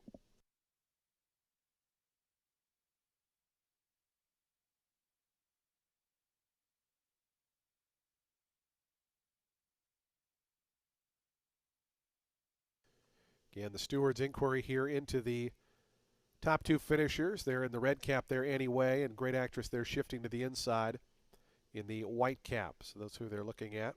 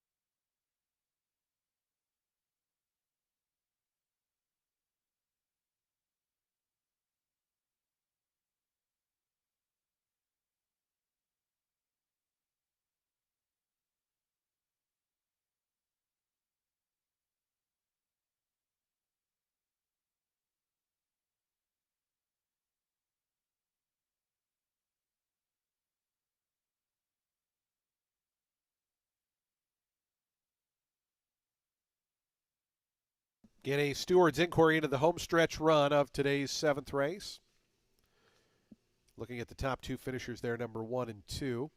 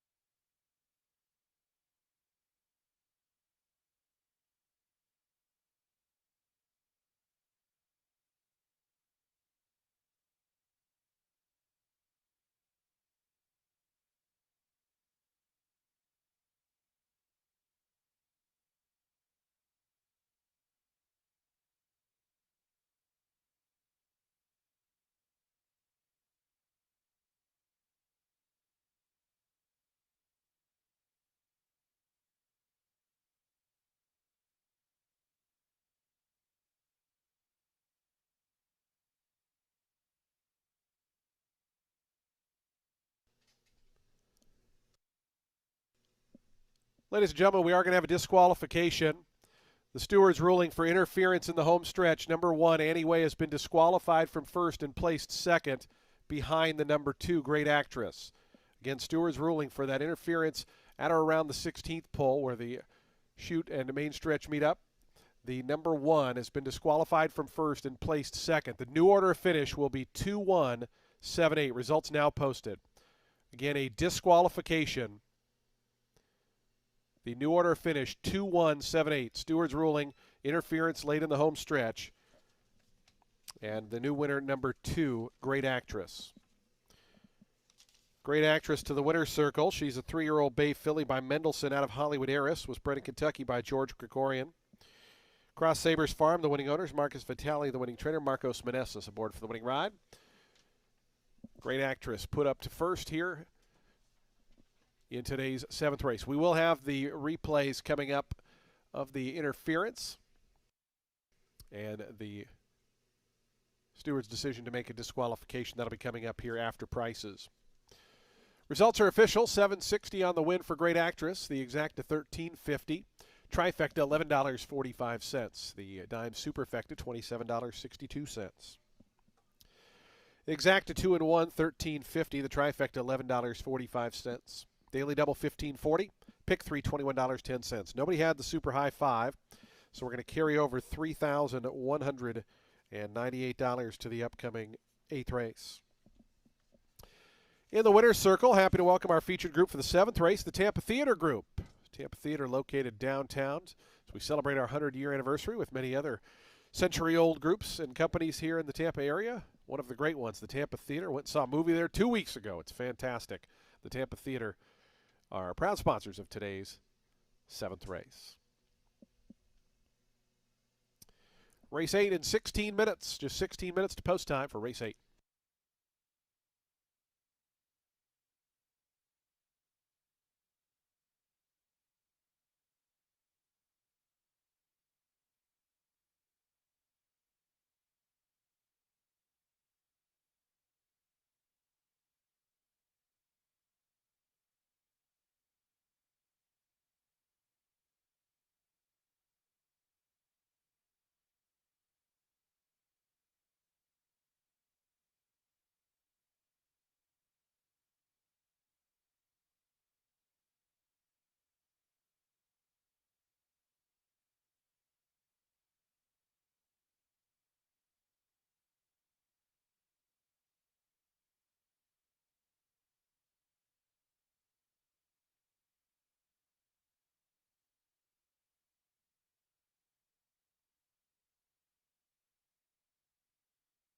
Coming up will be the replays of the disqualification. First will be the head-on. After that will be the quarter pole. Again, looking at the number 1 here, who comes over several paths and into the path of the number 2, forcing that one to go off course momentarily and cost that one an opportunity at a better placing. Obviously, the photo finish very close there.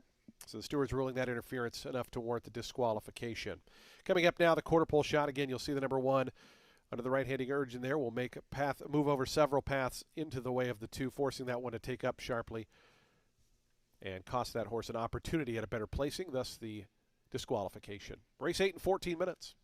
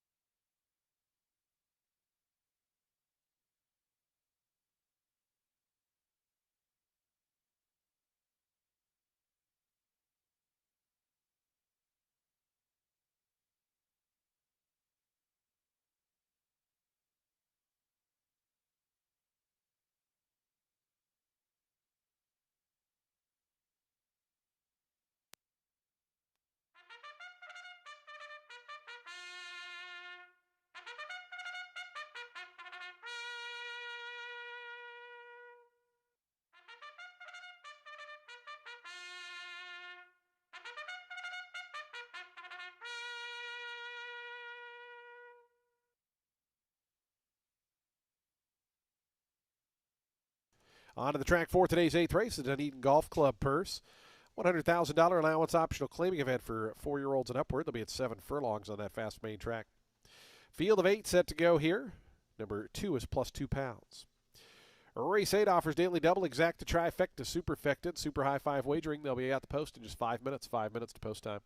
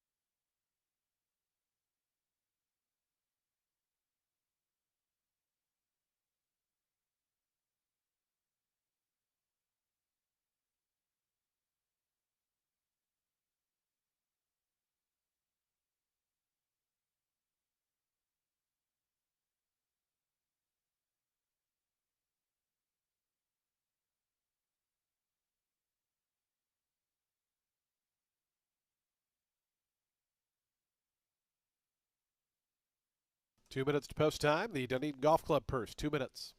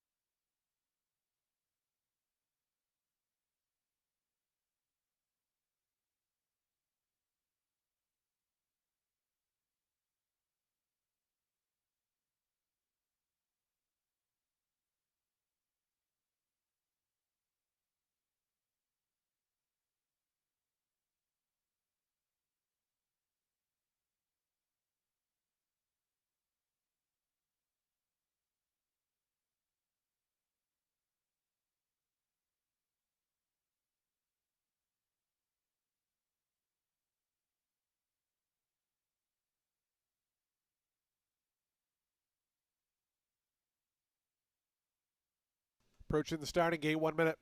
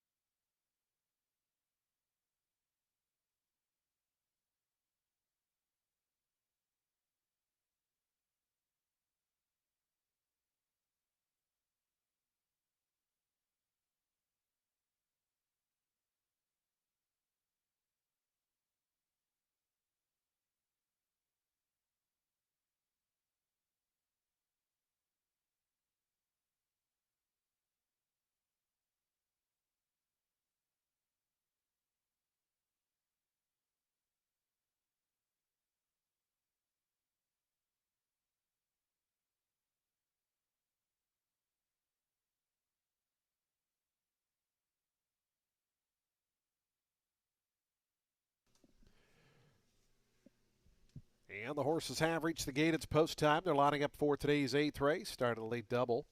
It's the Dunedin Golf Club purse. Field of 8 set to go 7 furlongs. Your 6-5 favorite, number 4, Capital Idea. Sammy Camacho and Bill Mott teaming up with the favorite here. Your 5-2 second choice, Pentathlon, Samuel Marin and Shook McGahee. Dreaming of Kona going to be the first one to load in down to the inside, along with Twilight Dancer to gate 5.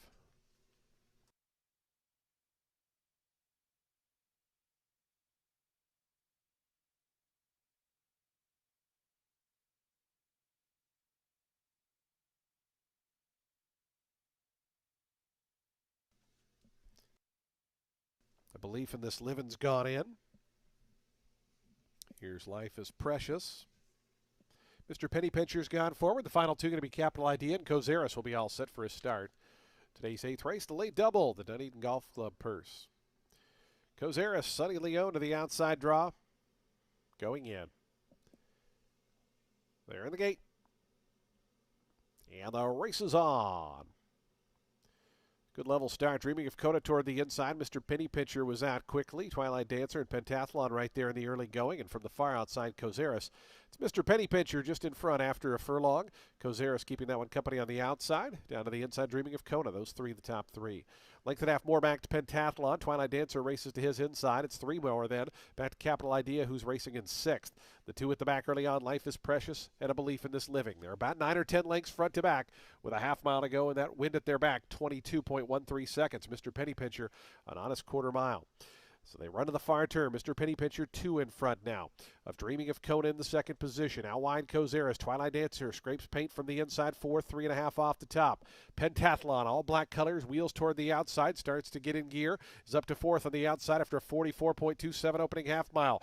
Mr. Penny Pincher around to the quarter pole, but company is coming. Between horses, Dreaming of Kona. 3 deep here for Kozaris. 4 wide Pentathlon as they hook 4 across the track. Pentathlon all the way on the outside up to grab the lead. Kozaris tries to go with that one, and Dreaming of Kona. Mr. Penny Pincher back 4th.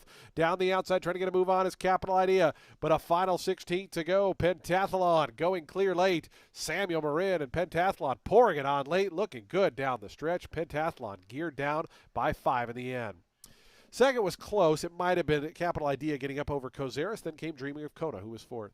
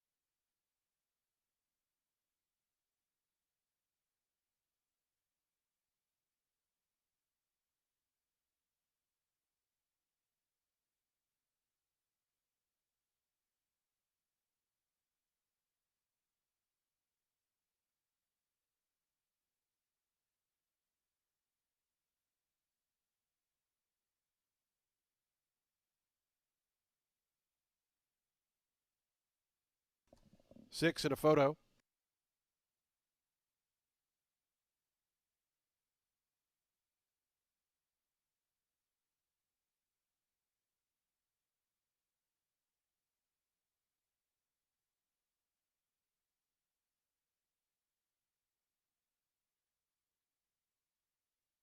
Six, 4, 8, 1, and 2.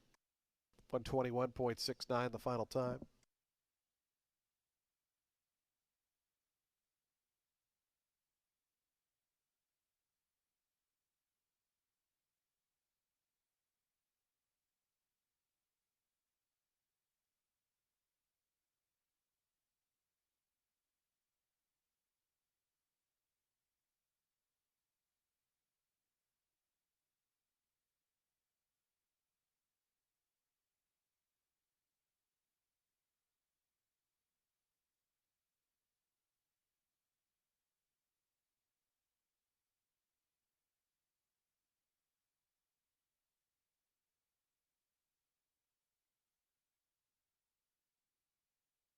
.380 on the win for pentathlon. Results are official.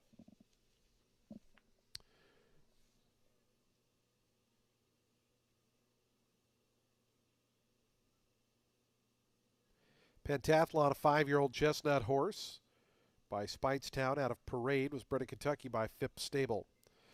Phipps Stable owns the horse along in partnership with St. Elias Stable and Woodford Racing LLC. Shug McGahee, the winning trainer. Samuel Moran aboard for the winning ride. Pentathlon victorious here in today's 8th race.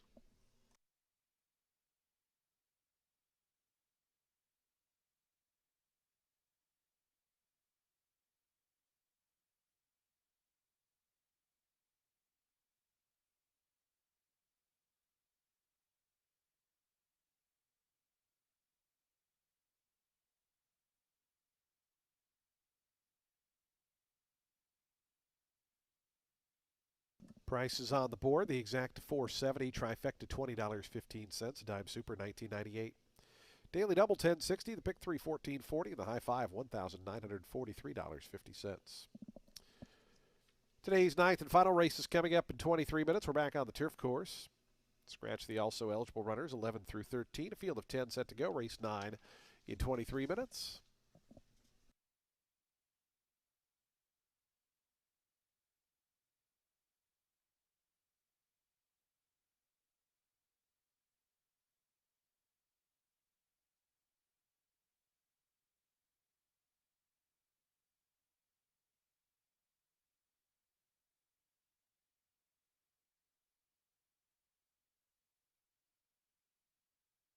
Happy to welcome into the winner's circle our featured group for the 8th race, our friends from Dunedin Golf Club, joining us here at the track, along with jockey Samuel Marin in the winner's circle.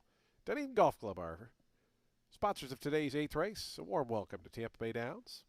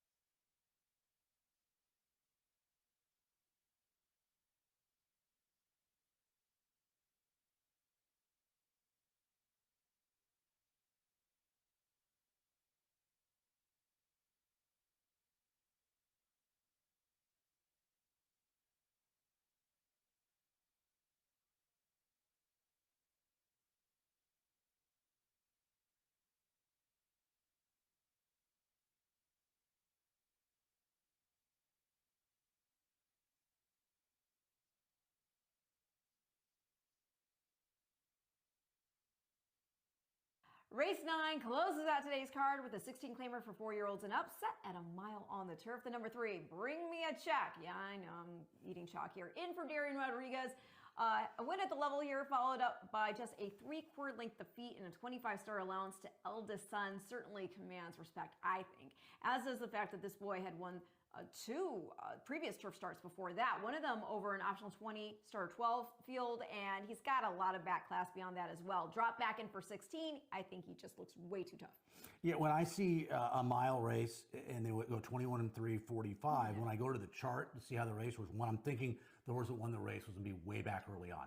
That was the case here. Eldest son was 8th at the half-mile pole, second to last. So Bring Me a Check, middle move into a very hot pace. This is like my favorite running line. Look at this horse. 67 starts, 11, 15, 15, and wins seconds and thirds. Nickel and change career earnings, 526. I put him in second just because he's going to be 2 to 5 in this race. Yeah. I think Codename is going to be in front, the 1. Okay. And you mentioned that's my 3rd pick. Reza Rolex is my Reza Rolex. Reza Rolex, thank you, who was just denied an unbelievable performance in the Turf Dash Sprint in the 10th race on Saturday. In quest of his 10th in a row, lost by that much. That's the horse that beat Codename on the 11th of January, going 5 furlongs. So, yeah, at a mile, this horse just went way too fast 2 starts back. I love casting on, as you know, on the grass. So I'm hoping that he can get the lead and slow things down over this turf course. It's been fairly speed favoring for the most part. Ran off 2 starts back. Coming out of a really tough optional 32, drops in for 16. I think the rail will help at the 16 level. I'm going with Codename 4-1 morning line on top. I put him in 3rd as getting the lead and digging in for a piece with the other 2 rolling up. My second pick being the number 9, 4 Top. Making a first start for Ferraro. Last time he was on turf, he got beat 8 lengths, but that was a 25-starter allowance and 1 exit Gulfstream going just 7.5 furlongs. He's been solid at a mile. Last time he went that distance, he sat off the pace, took over, but got overtaken to lose by 2 in an allowance at Horseshoe. And around this time last year, he put up an 81 buyer, getting beat just 3/4 of length by Nantasket Beach. And that was in a starter allowance at Gulfstream going a mile. Sharp final time of 1:33 and 2. Nantasket Beach. Am I saying that? I feel like I'm missing a syllable. I think you are. There. I think Nantasket Beach. Better than I would say. In a second out of that, beat Bring Me a Check by a length and 3/4 in an optional 25 N1X, and then he took an optional 80 N2X by 2, put up a 97 buyer, and most recently that horse won an optional 50-star 35. So that's just for a little context of how tough that competition was. Now, one might wonder if this boy can return to form, as he did tail off from a figure standpoint since coming back off a layoff in December. He's now switching barns, especially. It's concerning that he failed to get it done, dropped in for 10 on the synthetic last out. But still, let's see if he still has a little bit of that oomph. I mean, this is a race in which the 3 should be favored and will be heavily favored. But there's other ability in here. I put 4 Top in 3rd, the 9. This horse also has speed. I don't think he's quite as quick as my top pick, Codename, but he's fast. And you look at his last 2 starts real quickly. He showed pace on the synthetic at Gulfstream most recently. The winner of that race was 9th at the half-mile pole. The run-up was 11th. So he was on the lead, and the race collapsed. 2 starts back, he loses to Double Neat. That horse came back last Sunday and ran a terrific 3rd, a close 3rd with an 84 buyer at odds of 5-1 in a 1 other than allowance event. So I put him in 3rd. I put the favorite in 2nd. And last thing about Codename, you mentioned, I talked about Reza Rolex, who won that race. Britain's Kitten, who beat him 2 starts back. That horse came back and ran 4th in the Grade 3 Tampa Bay on January 31st. So I had the company lines for the 1, the pace edge, and the price. 139 to close the show at Tampa on a Sunday. And I'm very similar. 391 for me in race 9, and I'll see you back on Wednesday.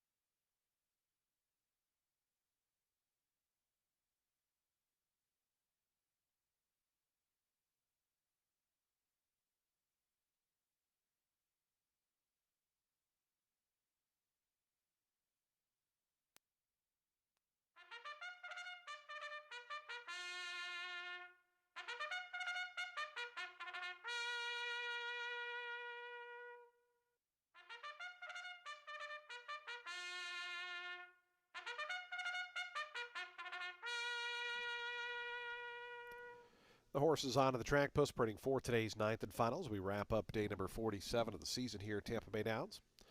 Field of 10 set to go mile on turf. Scratch 11, 12, 13. The also eligibles are scratched. Race 9 is a $16,000 claiming event for 4-year-olds and upward. Offers exacta, trifecta, superfecta, and super high five wagering. Post time for the ninth and final in 5 minutes.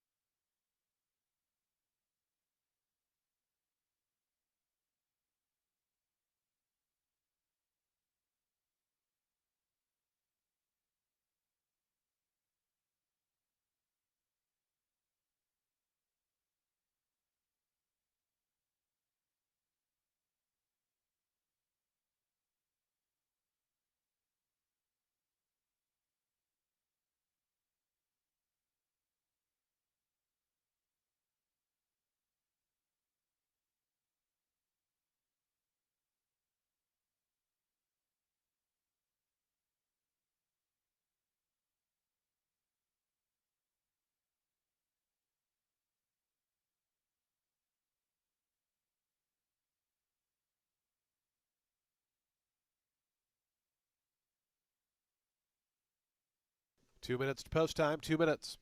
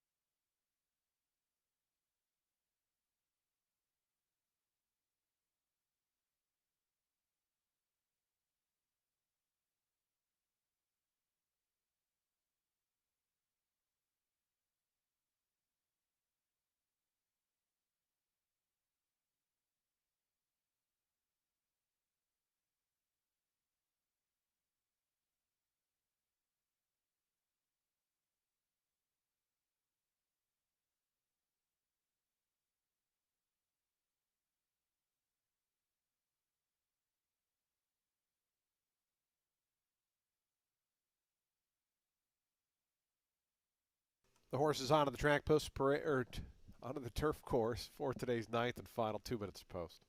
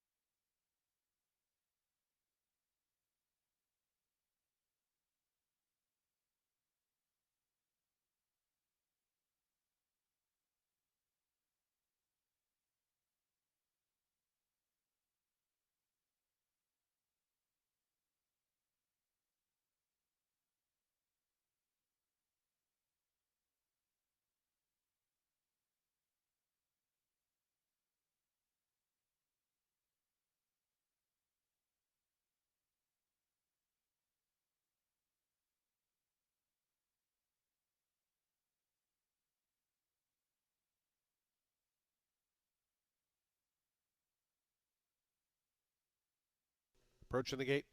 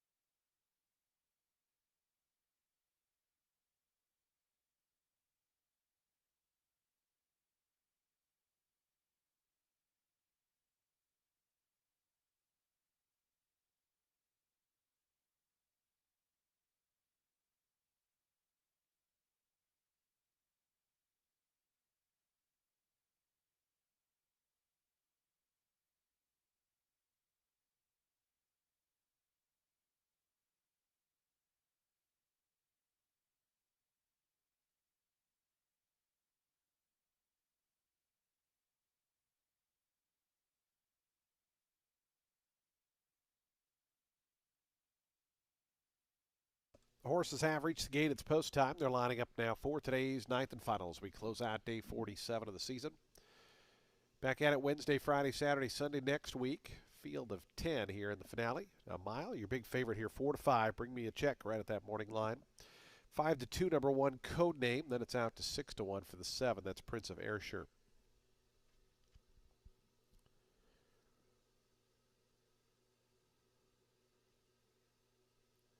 Jailhouse Justice coming up, 9 to 1 shot.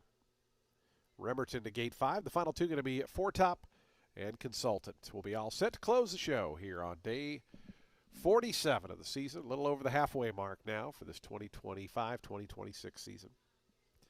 Consultant to the outside, Wesley Ho going up. And yeah, they're in the gate.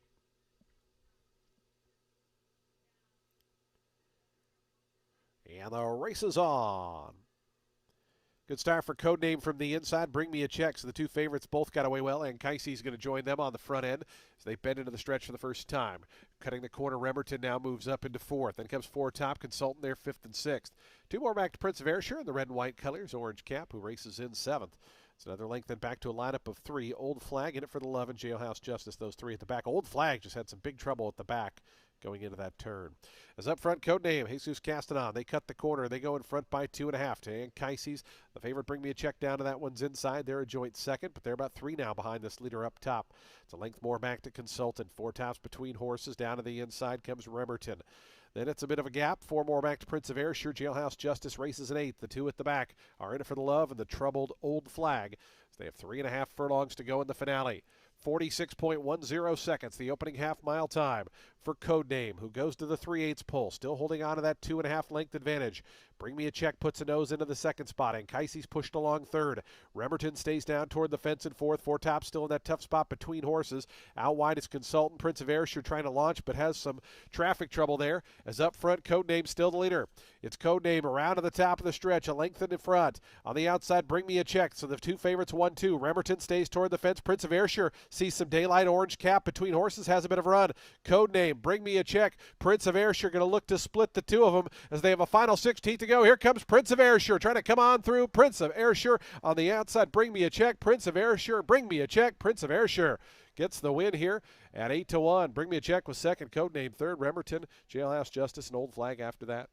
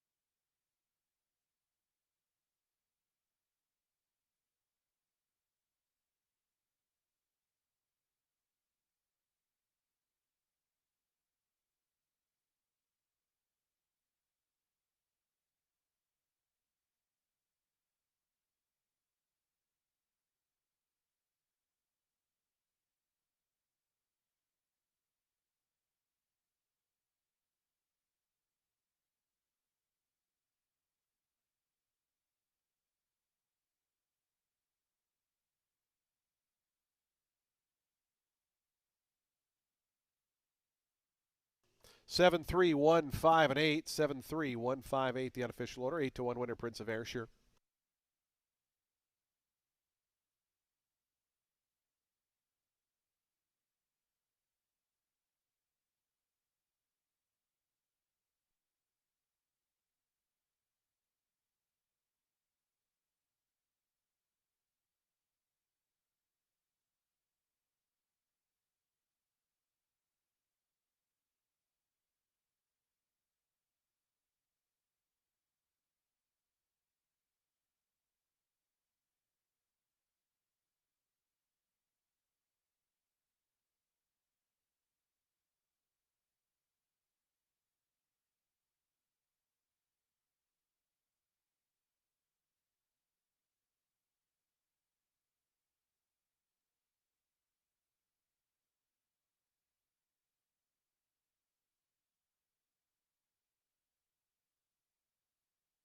$18.40 for a $2 win ticket.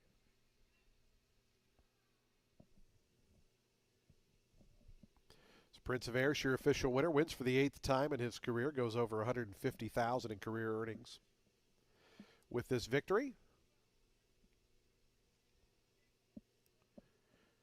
Prince of Ayrshire.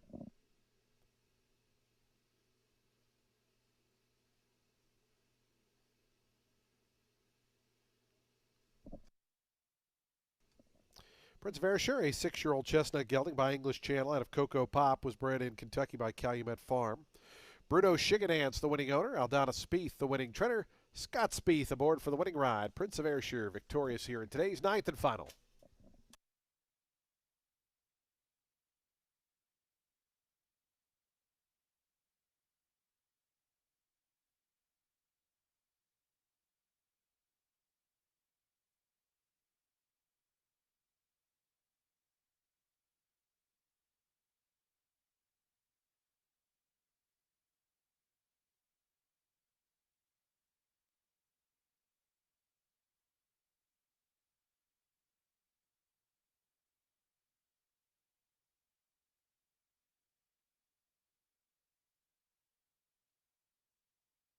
Price is on the board. The exact $36.70. Trifecta returns a nice $69.20. Daily or Superfecta rather, $152.24. High 5. Nobody had it, so we'll have a carryover into Wednesday. $4,178.66. Daily double $35.80. The pick 395.25. The pick 4 $278.65. Late pick 5 $797.60. In the Ultimate 6, $1,027.88. The jackpot rolls into Wednesday at $47,000 plus. Starting to creep up there in the jackpot pick 6. Folks, that does wrap up live racing here at Tampa Bay Downs for the week. Thank you for joining us for our 100th anniversary celebrations this weekend. None of this happens without our great customers and horse players, both here in Florida and around the country. So big thanks from all of us. We hope to see you back Wednesday, Friday, Saturday, Sunday next week when live racing resumes. Don't forget, we're just less than 3 weeks away from Tampa Derby Day. Festival Day will be coming up in just under 3 weeks. Simulcasting continues on the first floor. Poker at Silk's Poker Room. But we hope you have a safe drive home, a pleasant good evening, and we look forward to seeing you back on Wednesday. Let's take a couple days off. Good night, everyone, from Tampa.